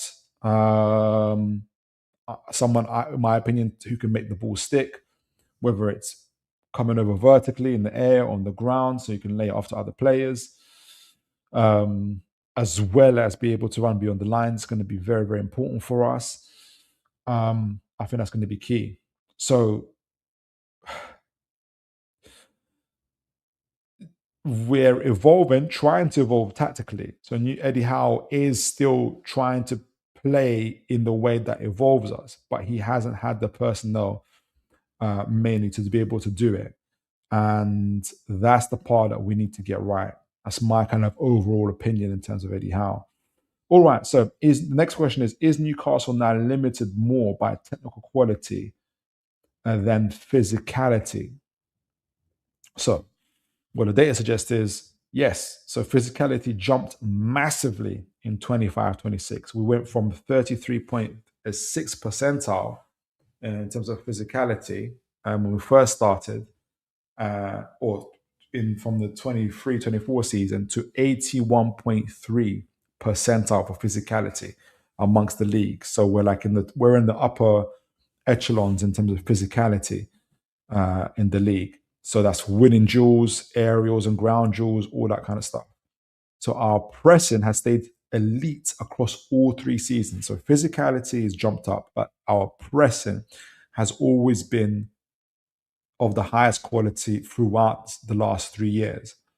But attacking and our goal output declined sharply despite the physical growth. So, which implies that Newcastle can still run, duel, and press, but struggle with control, creativity, and final third execution. 2 of those things, final third execution, Isak, creativity when Bruno Guimaraes goes away, isn't available, and control, again, when Bruno Guimaraes is not available. And you can already see those are the 3 areas that Newcastle really, really need to work on in this transfer window: control, creativity, and final third execution. Let me know what you guys' thoughts are so far before we go to the final 3 questions. But I think this is really, really interesting going forward for Newcastle. James says, And folks, please do remember to like and subscribe. I'm hoping to beat 20 likes in this live stream. James says, I mean, yes, we've even though Eddie Howe was told to evolve, you could tell even from last summer he was looking to move to a different direction. Only reason he went back to his old tactics. Yeah, not having the personnel has you can like you say, you can only evolve your tactics so much if you don't have the personnel to do it. James follows on and says was because he couldn't get the right players in June, not hoping specialized. I can't see the final word there. Something's in the way of my thing, but specialized DM, I think it is, or specialized DOF. Let me know, James. But yeah, personnel is going to be absolutely crucial. I think, for instance, with about control, creativity, and final third, if we got any one of João Pedro, Ekatike, one of those two in particular, the final third execution would have been fine. Creativity, especially with Bruno Gomes, I think all of that would have worked itself out overall if we had the final third player ready, right? And control. I think having a ball. I know that we need to add a little bit more quality in our midfield, but I think having a ball playing goalkeeper to help with the build up, to help us control the chaos a little bit more, and be better at saving, really helps that. So James Trafford, João Pedro, and or Ekatike would have at least solved at least 2 out of 3 of those problems, right? So that would have been that's my kind of opinion on my view on that. Right. So next question. What is Newcastle's true tactical identity? And this again from the stats themselves. So the consistent identity across all 3 seasons, that's covered by Data MB. Newcastle are an elite pressing side. We are aggressive in our intensity. We are a vertical football, so very much direct football when possible, especially behind the lines type of passing. And we are a transitional threat. Our possession metrics stayed fairly stable, so between the 59 to 63rd range, meaning Newcastle are not a pure possession side, which is fine, right? There's more than one way to skin a cat, even in 25-26, but we need to get better if we're going to control games, right? We don't want to be so possession based but have no output, right? Like an example would be Chelsea. I remember watching Adam Cleary video on Chelsea when he said when Chelsea lose, finally after Chelsea lose more games when we have more possession, which is interesting to see. And it goes on to say here, even in 25-26, the team still looks more comfortable attacking space than controlling games. So you can't just attack space. Basically saying we can't just attack space. Director of football, thanks for that, James. We can't spend 90 minutes, 95 minutes, however long injury time is, attacking space. What that leads to is chaos. What that leads to is transition either way. And what that leads to is Newcastle, especially after playing volumes of games, getting tired, injuries, small squad, leads to Newcastle conceding late goals, turning wins into draws, winning positions into losing positions, or drawing or losing games essentially. Hence why we've lost 27, 29 points from winning positions this season, which is insane. Hence why we're like first or second for goals that led from individual errors. This is a system breakdown. This is a small squad. This is a chaotic system. Or a system that leads to chaos, essentially, that's breaking down. So what's Newcastle's next tactical leap? And that's the important one. That's the stuff that is the evidence is already glaring at us a lot. So the graph almost answered this directly. Newcastle improved physicality and maintained pressing, but we lost our attacking efficiency. The next leap for Newcastle might most likely will be better technical security. Your Lamine Kamaras or any other midfielders that are good at retaining possession, circulating possession, better positional play, and that comes down to tactical structure, which we saw a good sense of when we played West Ham, especially, but a bit of Nottingham Forest as well, actually. More creative circulation. And Bruno Gomes changes that for us, but we need more. We need Lewis Miley to be more available. He's just broken his bone again. Him having to play right back and not being involved in the midfield has been hurting us. Um, Hence, small squad, more controlled attacks and more controlled attacks and versus low blocks. So even when we win the ball in high turnovers, let's try to keep it, not lose it. So essentially, keeping intensity. So we want to keep the good things about us. We want to keep the intensity and improving control. So we want to keep what's good about us: our elite pressing, our elite intensity, our vertical football, our transitional threat when possible. But we have to be able to improve our ability to control games. So again, I keep on saying this: a ball playing goalkeeper, a midfielder who can support with the retaining possession, being press resistant, circulate the ball, a forward who can make the ball stick. Essentially, the spine of our team: ball playing goalkeeper, midfielder who can control and retain possession and be press resistant and pass, have a passing range, and the third one, a forward, who can make the ball stick to his feet and lay off, and as well as running behind lines. That's the spine of the team, and I think we look a lot better. A lot better. Think James Trafford, Lamine Kamara, João Pedro type of player, or what could look in the summer could be, Verbruggen, James Trafford, Lamine Kamara, or Chema Anders, for instance, and Romelu from RB Leipzig, maybe Delap. I know people aren't fans of him. Think of that, and I think we improve in those areas a lot. And the final question, before we get into it, for Newcastle: does the current squad fit Newcastle's long-term evolution? Partially, but not fully. So the current squad still looks better built for transition football than possession dominance. Yes and no to that. I want to add the context again. Injuries, Bruno being away, but again, we need more Brunos essentially, or better availability, because we're talking about midfield, right? We've still got on the back of Bruno, James Ramsey, Jacob Ramsey, for instance, folks like that. I forgot who all of our other midfielders. A little bit less of Joe Linton, but we know what we mean. So I think Miley. I think behind Bruno is Miley and Jacob Ramsey to an extent. But maybe we want Jacob Ramsey in more advanced areas like we saw there. But if we're looking at the double pivot, obviously we've got Tonali.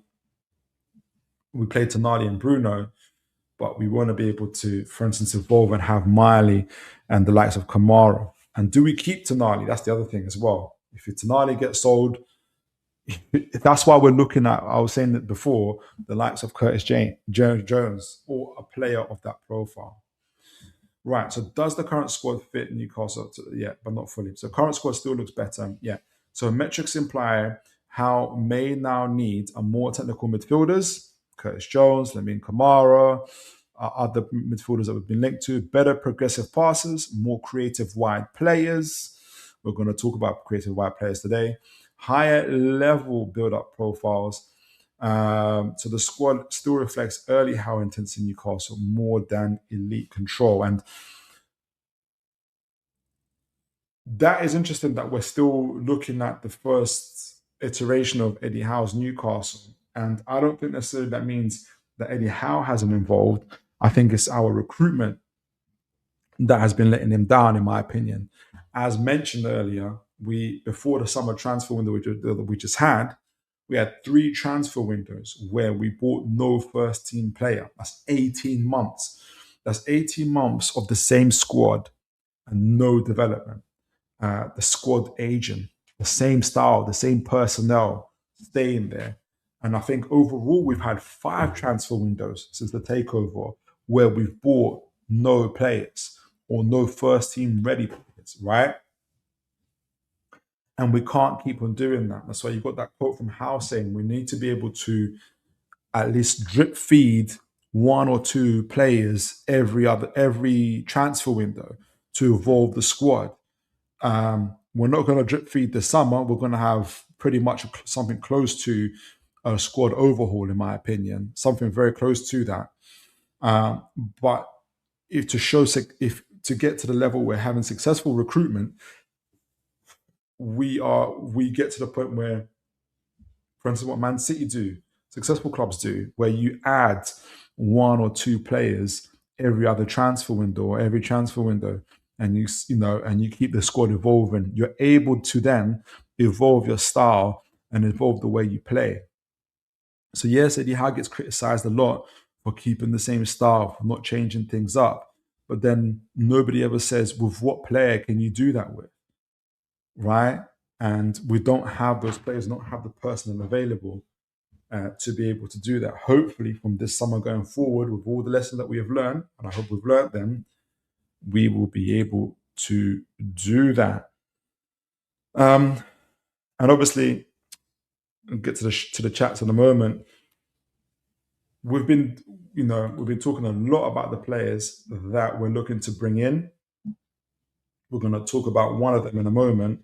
And I'm hoping to, on Thursday, to kind of give an overall picture, remind ourselves of this review of where Newcastle are at, and hopefully add to the type of players that we are or should be looking for. All right. So James says, I don't think we're going to be able to anymore get Stuttgart player due to them being in the Champions League. Or what? Chemanders. I think that could apply to also, for instance, Antonio Nusa. It's an interesting one because who plays for RB Leipzig, because Leipzig are going to the Champions League. It's interesting, right? Because, and I know you're talking about Chema Anders, and I was looking at Antonio Nusa and thinking the same thing. Like, obviously, we're heavily linked to him. I was watching RB Leipzig's game, big stadium, big fans, well organized machine that RB and the RB group are. When you're talking about recruitment, right? They lost last year Xavi Simons and Sheshko, right? And replaced them with Yan Diamande, Romolo, and Antonio Nusa. Proper recruitment, guys. That is proper recruitment. And they do this stuff all the time. We got even here in the Premier League, Brentford lost a manager and other players. They lost Mbeumo and Wissa, replaced them with Igor Thiago and with Sharda, that kind of stuff. Bournemouth lost 3 or 4 of their backlines, Abani, Kirkes, Dean Huijsen, replaced them with I can't remember the backline now, but they got a good backline now. We need to be able to get that to that level in terms of recruitment, right? To prevent ourselves from going stale. So that goes to the question of, can we get those players that are going to the Champions League? I think there's a yes and no to that. I think it depends how Newcastle sell the project to your Chema Anders or to your Antonio Nusa. The Premier League is the best league in the world. We're an ambitious club. We want to be able to challenge for the league in the next couple of years. We've been to the Champions League already twice in the last 3 or 4 years, so we know we've got the squad and the team to be able to do it. We've won a trophy as well. And with you, Nusa, Chema, whoever's going to the Champions League, we can do it again. But you're right. On their end, they'll be like, well, I know I'm going to the Champions League this season, rather than I could be going to the Champions League if I join Newcastle. So it depends on how we sell the Premier League, how we sell our project. And I think finances are going to play a big, big part in that as well. So let's see what we can do. Let's see what Wilson and Eddie Howe can do. Jamal Colorado says, better technical players take us to the next level, but I don't think there's an Eddie Howe Newcastle team without Joe Linton. We're elite off the ball at the cost of control. So I think I see where you're coming from, Jamal. I think where the main there's two reasons. Well, there's three couple reasons why Jonathan stays there, but the one that keeps him there more is the fact that we spoke about not having a forward who can make the ball stick. Joe Linton is one of the few players who can make the ball stick from an aerial point of view, right? He's often used to be able to win when we're looking to send the ball vertically in the air to be able to win those first contacts or the second, especially the first contacts, and to be able to lay it off. I'm telling you now, if we had a João Pedro or an Ekatike, for instance, there'll be less reason to have Joe Linton and more reason to have a Ramsey next to those forwards than it is to have a Joe Linton, in my opinion. So I think we would evolve if we were able to get those forwards. If we get a Romolo in, Delap in, I think that's what happens, in my opinion. Hopefully, anyway.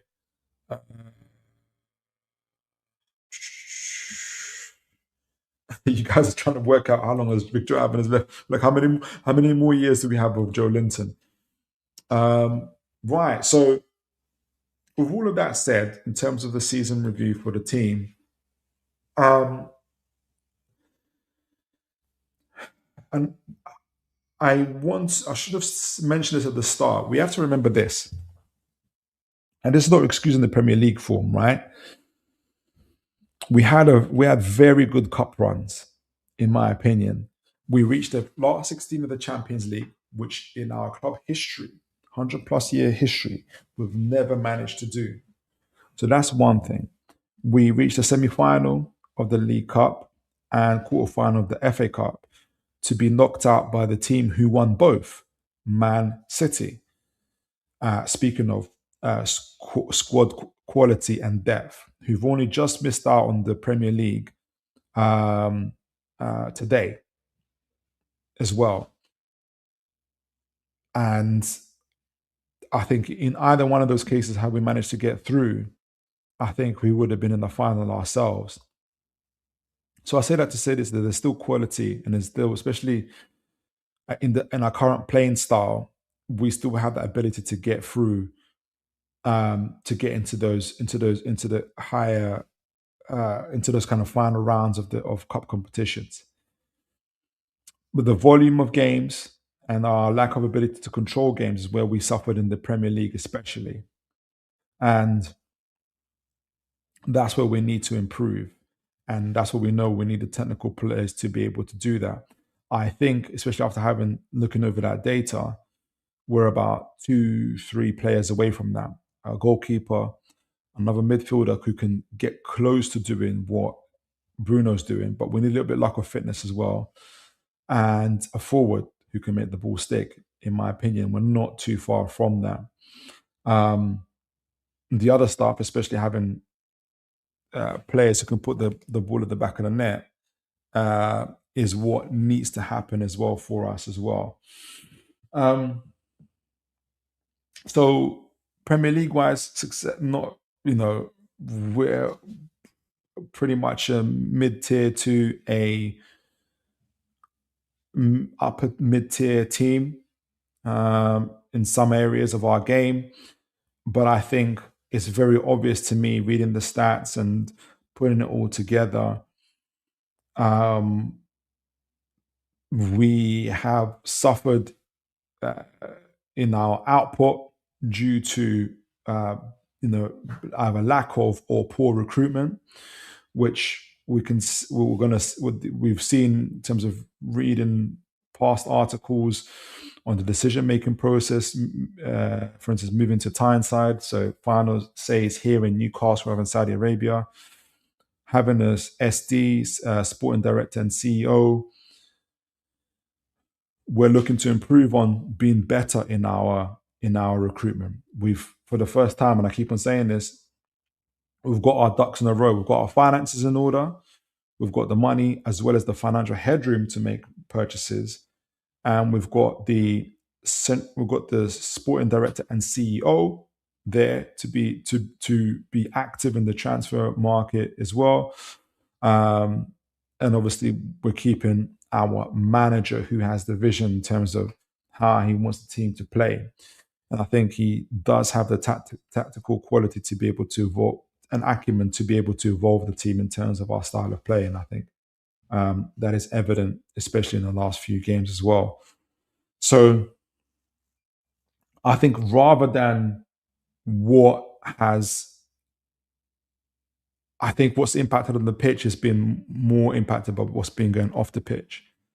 And I think we're on our way to be able to solve that. However, we're gonna,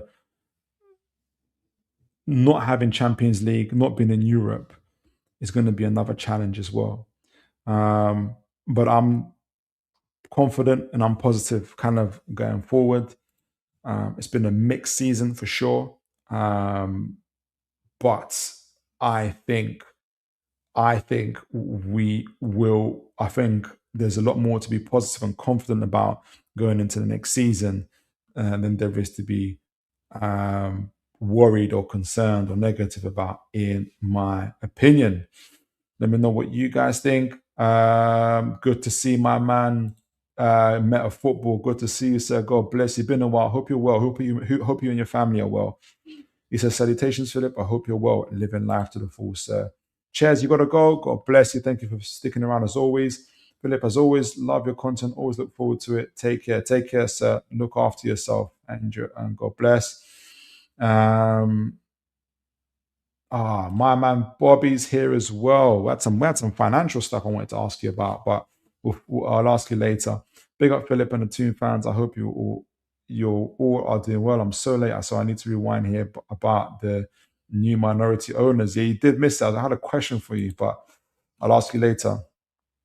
Jamal says, Philip, we also used Voltemada for that Joe Linton tactic, aiming long goal kicks at him high up on the left flank. We did and we didn't. So, because we already knew, even, we did from our kind of scouting profile, is that Voltemada is not a target man, right? And he's no good aerially, even despite being 6'7", 6'8", whatever he is. And he's proved that in the Premier League even more so. So that's why Joe Linton stayed anyway. So we knew in advance that Voltemada wasn't going to be good in the air.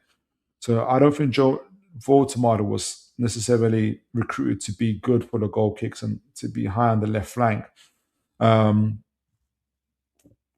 that specific job. Maybe we believe that we could develop him, but it just hasn't worked out that way. Hence why we still need a forward to be able to do it. So maybe it's a bit of both, to be honest, Jamal there. Maybe he was recruited for that, maybe because we believe we can develop him, but it looks like we can't at this moment in time. So we still need to get another forward. Meta Football says, not bad, thanks. Busy season managing the under-16s here in Spain. Brilliant.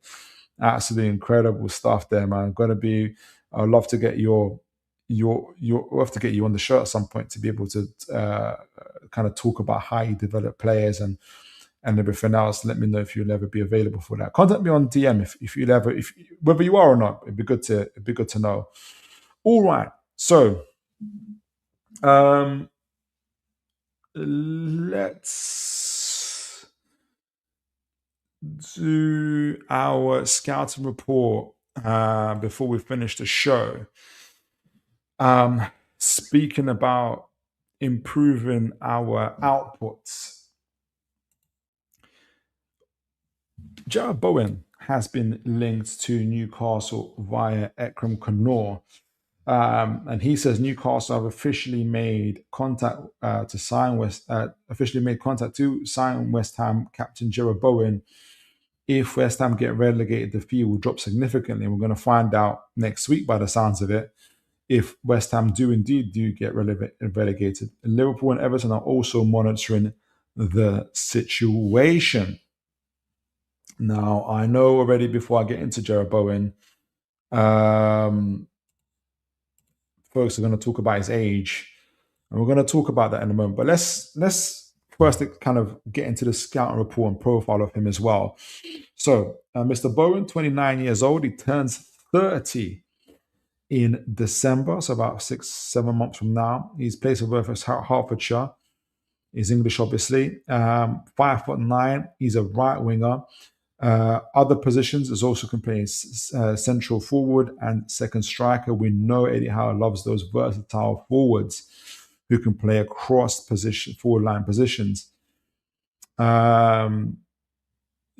Brief team history. Started off at Hereford United in 2014 before going to Hull City, where he played from 2014 to 2020. He was supposed to go to Newcastle from 2020, but Mr. Mike Ashley said, "I'm not paying £20 million for him." A decision when you see the output from Mr. Jarrord Bowen, I think we'd all regret. So he's been at West Ham from 2020 onwards till now. He's also obviously the club captain of West Ham. Since 2024, he's written his name in history after scoring the match winner in the final of the Europa Conference League for West Ham. And he's also officially a West Ham's all-time Premier League leader for direct goal involvements. He is a West Ham legend. Current. So not only is his wage, I'm sure people are going to talk about, which is important to note, is going to be 30 in December. His current wages are at, if you include bonuses per week, bonuses and fixed altogether, is 187,000, which is high, which is a lot. But his injury record and his current contract runs out in 2030, which would, I'm sure, if we get West Ham get relegated, that changes a lot. His injury history, the record, is impeccable. It really is. So he's had one ankle problem. In 23-24, he was out for one game with ankle problem. In 24-25, he was waiting for 5 games with a foot injury. That's all. Since his professional career really kicked off, he's missed 6 games in how many years now? In senior level, 10, 12 years. He's phenomenal. He's always available, and that's what makes him so key and so important. You can see also the heat map here on the right-hand side from this year on that flank, and also kind of getting into those final thirds. Now, his heat map actually adjusts according to how West Ham have been playing. But again, you're going to kind of show how versatile he is as well.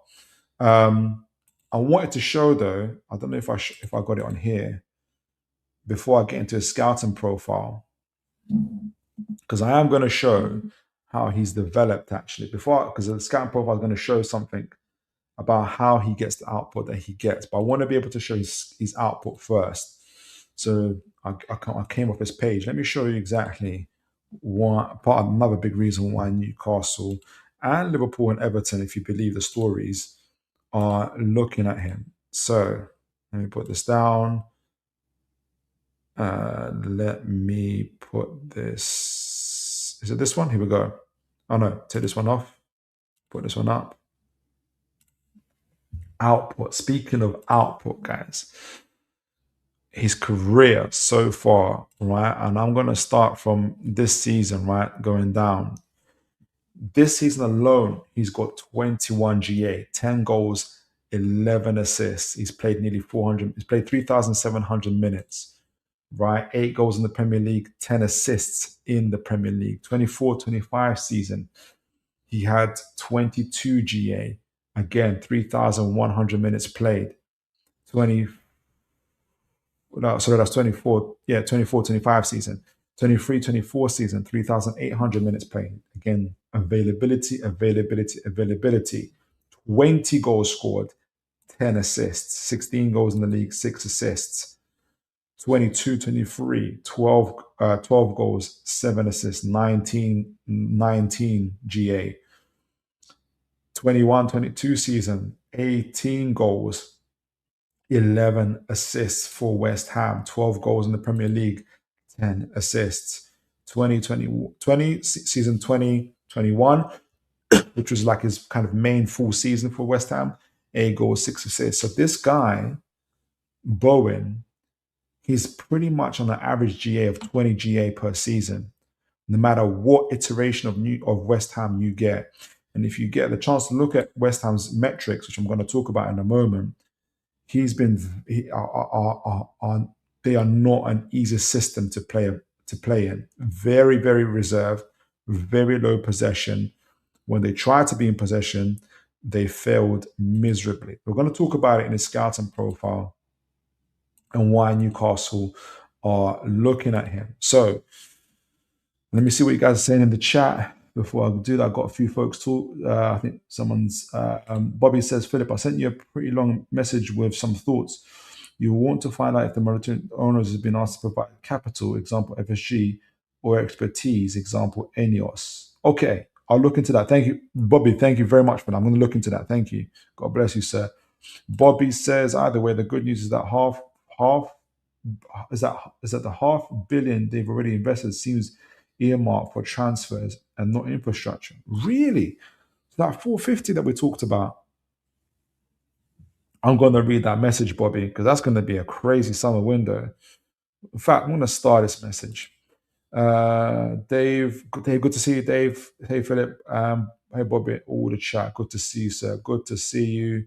All right, so let's get into it. How does he get this output? And I wish I actually been able to save the metrics for West Ham to kind of highlight just how, he's not playing for Arsenal, the champions, and anybody else, guys. I want to be able to emphasize that. All right, so scouting report, and I go through different phases from 2021, 22 to I think this season as well. So, okay, scouting report.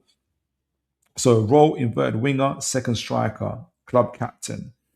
So we show his progression timeline. The rise of the Premier League powerhouse being Bowen. Source. So Total Football Analysis 2022. The period marked Bowen's ascension to the elite tier of the Premier League wingers. Under Moyes, he was identified as a high-intensity transition threat.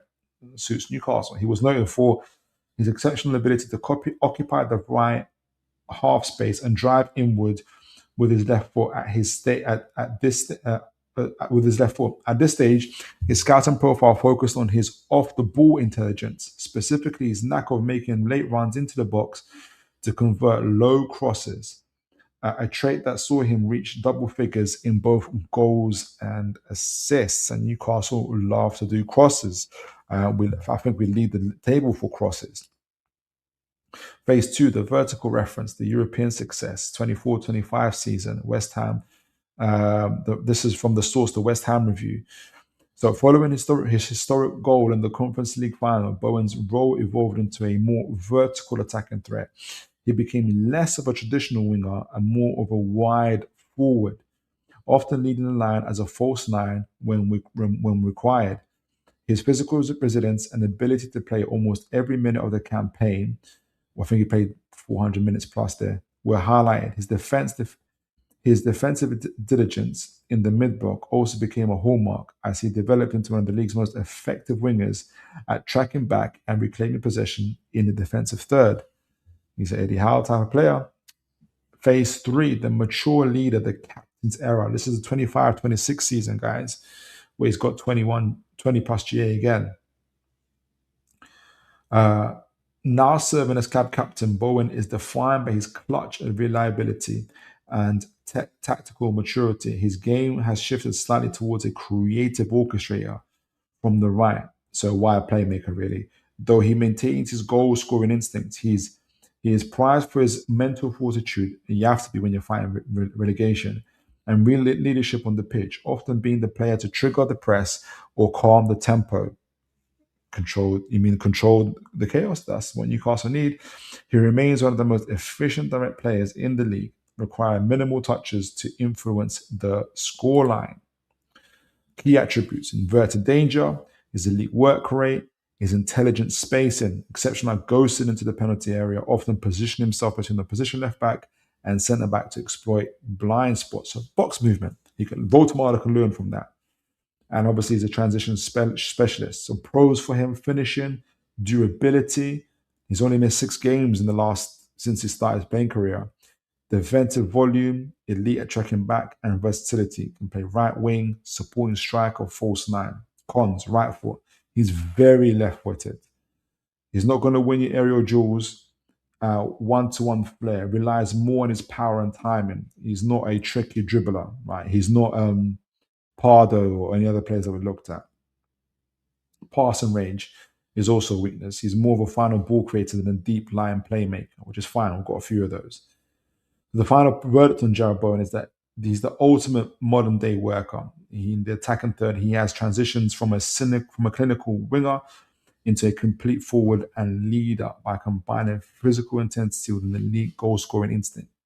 He has become the cornerstone of West Ham's tactical identity. He is a high reliability player who provides tactical security in defense and explosive output and transition. His output is phenomenal, guys. And that's what I wanted to highlight before I go into the chat. So I want to highlight a couple of things. These are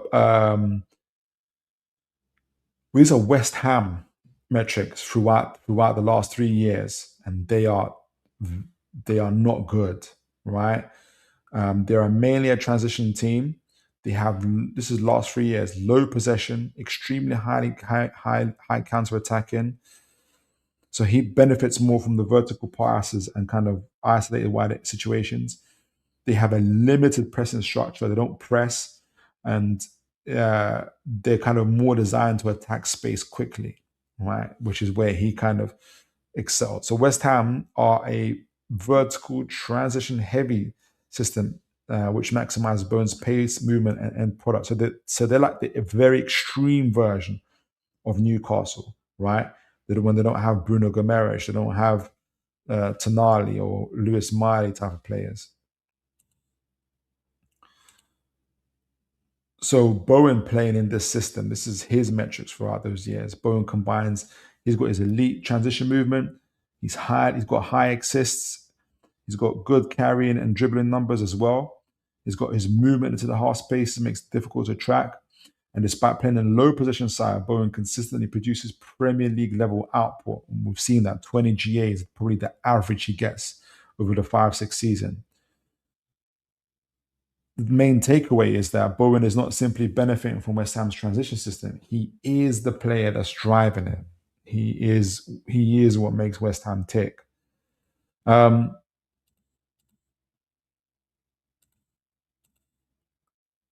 So I want to hear you guys' views on this, because I understand the main obstacles to Bowen, and I think I'll expand a little bit more when I get a chance. But on another show, his age, he's going to turn 30. I want to see, I think there's been reports on this. There's a couple of things, right? I think there's reports that Jacob Murphy could be sold. And this goes towards the idea that I think I'm beginning to have, is that Newcastle, all in all, could recruit 6 to 8 players. Most of them will be under 24, 25. But we're also losing experienced players like Trippier, potentially Pope, and potentially Jacob Murphy. And I think what Newcastle are trying to do is get some experience, quality experience in terms of output, into the squad as well, because the age and the maturity of the team is also going to drop, right? And you need to be able to replace that. So Jacob Murphy's 31. He turns 32 in February. So he's about 2 years older than Bowen. I think what Newcastle are looking at with Bowen is probably, if you can say, the next 1 or 2 years a stopgap to bring back, to add the quality on top of the experience, and output to the team.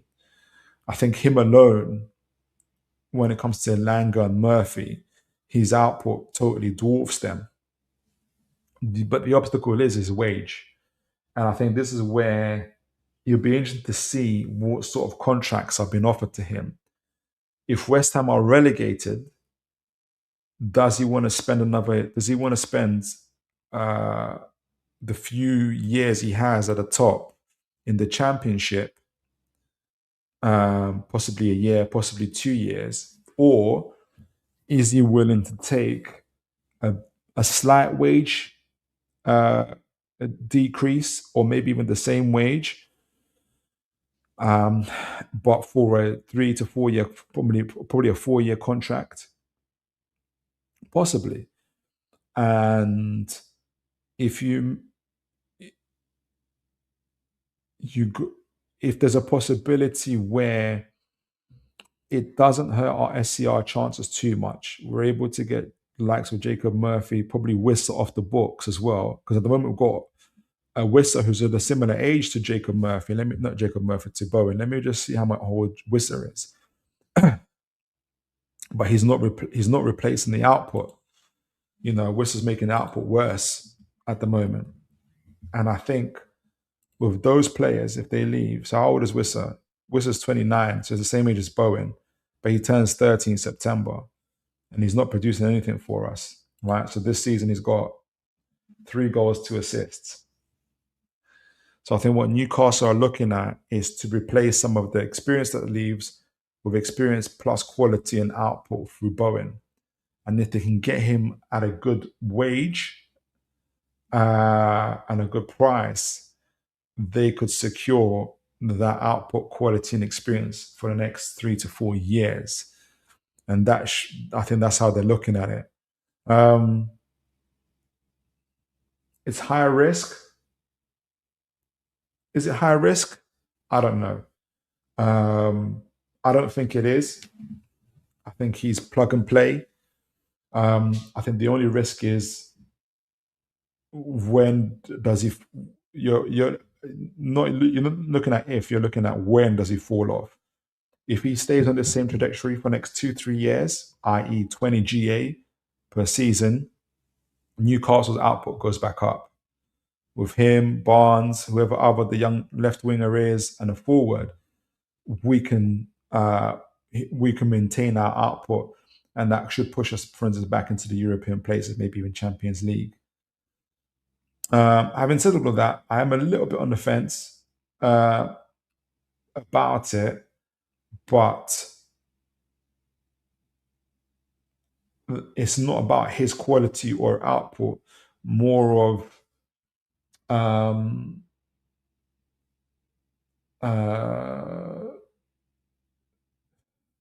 more of, I guess I'm wondering how serious Newcastle are about this move, because age and wage do seem to kind of go against what our usual policy is. But I wouldn't be against it. But let me know what you guys think. Let me get into the chat.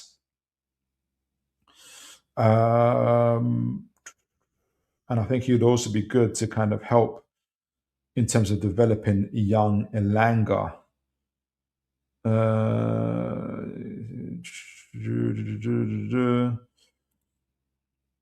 Jamal asks, well, he's asking Bobby, but it's kind of involving me. Bobby, are you doing another scouting report with Philip? If you can include Blue Coast culture, Gary O'Neill mentioned it. Oh, my word. We can do it for sure. Dave Barter says, Wissa and Elanga had great stats when we signed them. They did. Bowen is 30. We don't want another Wissa. We don't. I think we have to remember that Wissa was like a 4th, 5th choice striker. We were unlucky, desperately unlucky, that he got injured whilst on international duty. Would he have continued the scoring output had he not been injured? I think that's another question. Bowen, on the other hand, his injury record is impeccable. So there's a bit of a distinction. But that is one of the pitfalls. That's one of the concerns you can have. I agree with you, Dave. James says, personally, going to say no to Bowen. I would have taken him if he was 21, but his numbers might be brilliant. I feel we should be looking at a younger player. Yeah, and that's fair. That's fair. James says, I'd rather replace Murphy with a younger player and a 27-year-old. It's all about the de-aging the squad. I think what I'm saying is I think that the squad is going to de-age or get younger because I think we're going to have a bit of a squad overhaul. I think we're going to bring in 6 to 8 players, in my opinion. I think the majority of them, I think will be at least, if we get bringing 8 players, I think at least 6 of them would be under the age of 24. And I think you've already got Trippier gone. You might have Shaw, but also maybe, I know Tino's younger, Tino Livermento's younger, but the experience that goes with him as well. And you need players in the dressing room. So you could have Fabian Shaw gone, Pope gone, Murphy could go. That's a lot of experience. And you need quality players, experienced players to manage them. You don't want, if you ask Bobby, for instance, Chelsea got a whole bunch of young players, but leadership, experience on and off in the dressing room, on the pitch, it's lacking. Adrian says if we're going for the title, having Bowen on the bench wouldn't be so bad. I agree. Jamal said, oh no, sorry, I read that. Speaking to Adrian says we need to start stacking quality creatives. Yep. Solves our creativity problem and output. James says, but we're still going to be quite a decent leadership within the squad, whatever happens.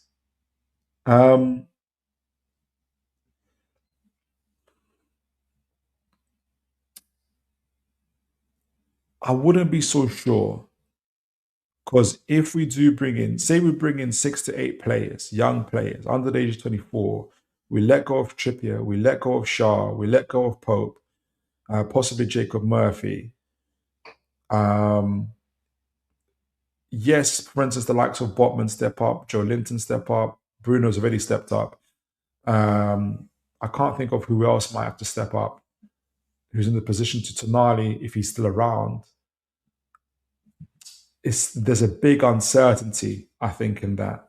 If you're looking at it from a house perspective, it's a lot of players, new players coming in, and he'll know, Eddie Howe will know what kind of team or what kind of squad is, because age doesn't necessarily mean that this person's a leader or wants to be a leader. And he'll know the type of players he has who want to take the lead, who want to develop and support the team. Hence why Byrne is still there. So if we are looking at Bowen, I take it as, and we're serious about Bowen, I take it as we know there's a leadership thing and there is an experience and output gap that Newcastle are trying to fill. All right. So I think I do still, despite kind of my, kind of the obvious areas I think Bowen fits: experience, quality, output, creativity, character, mentality. Age and wage are the big stumbling blocks. But I think if we're looking in the medium term, 1 to 2 years, also help our squad to transition, because our squad is going to get a lot younger. It's going to have a new environment. I think he's the right player for it. So let's see what happens. All right, folks. So we had an incredible show. We covered some Newcastle news around the minority investors who are going to be, PIF are looking to bring in to be able to fund either the new stadium or the stadium expansion, though I think increasingly it's going to be the new stadium. We spoke about also Newcastle purchasing the Leazes area around St James's Park. It's unlikely to be for an expansion, because I think that we can have an expansion there, apparently, more maybe for hotels and other places like that, which is still exciting because we could have that and the football stadium as well. Also, obviously, we talked about the match reaction to the West Ham game, where we saw a much improved performance with a evolved system and personnel, some outstanding performances from some of our players, some good performances overall, but some outstanding performances from the likes of Bruno, Jacob Ramsey, or Solo that we talked about, which is really, really good to have. Let's see how they perform in the final of the game of the season again, away from home at Fulham. That'll be interesting to see. And then we gave an end of season review of Newcastle United, where mixed performances, pretty much a mid-table team when it comes to attacking overall. A mid to upper mid team when it comes to defensive and possession. We've maintained some elite qualities in our physicality, in our pressing, in our intensity, but there is also a technical gap when we're in our possession around regains from turnovers, being able to control games, being able to take territorial dominance in different areas of the pitch is where we're lacking. But we're aware of that. We try to address that. That's what the data doesn't cover. We try to address that through our recruitment, but obviously it didn't work out because of the shenanigans of the transfer window. I think we would have addressed those. Like I said, had we got João Pedro, Trafford in, we would have gone some way to addressing those areas. What it doesn't cover as well is the injuries to the likes of Bruno Gomes and Lewis Miley. So I think there's already quality in our squad where we can improve on those areas. But we've also got to be able to recruit quality as well, which I think we're going to do in the summer transfer window. I'm looking for the spine of the team in particular, a ball-playing goalkeeper, a press-resistant six who is got good to exceptional passing range, as well as a good forward who can make the ball stick aerially and on the ground to involve the wider team, as well as be able to be able to get in behind and the opposition as well. I think those are the keys, or part of the keys, to our transfer window.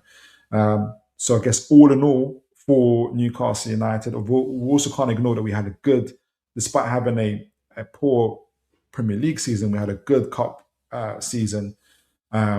We got knocked out by the winners of the FA Cup and the League Cup, Man City, in both those competitions, where we reached semi-finals and quarterfinals.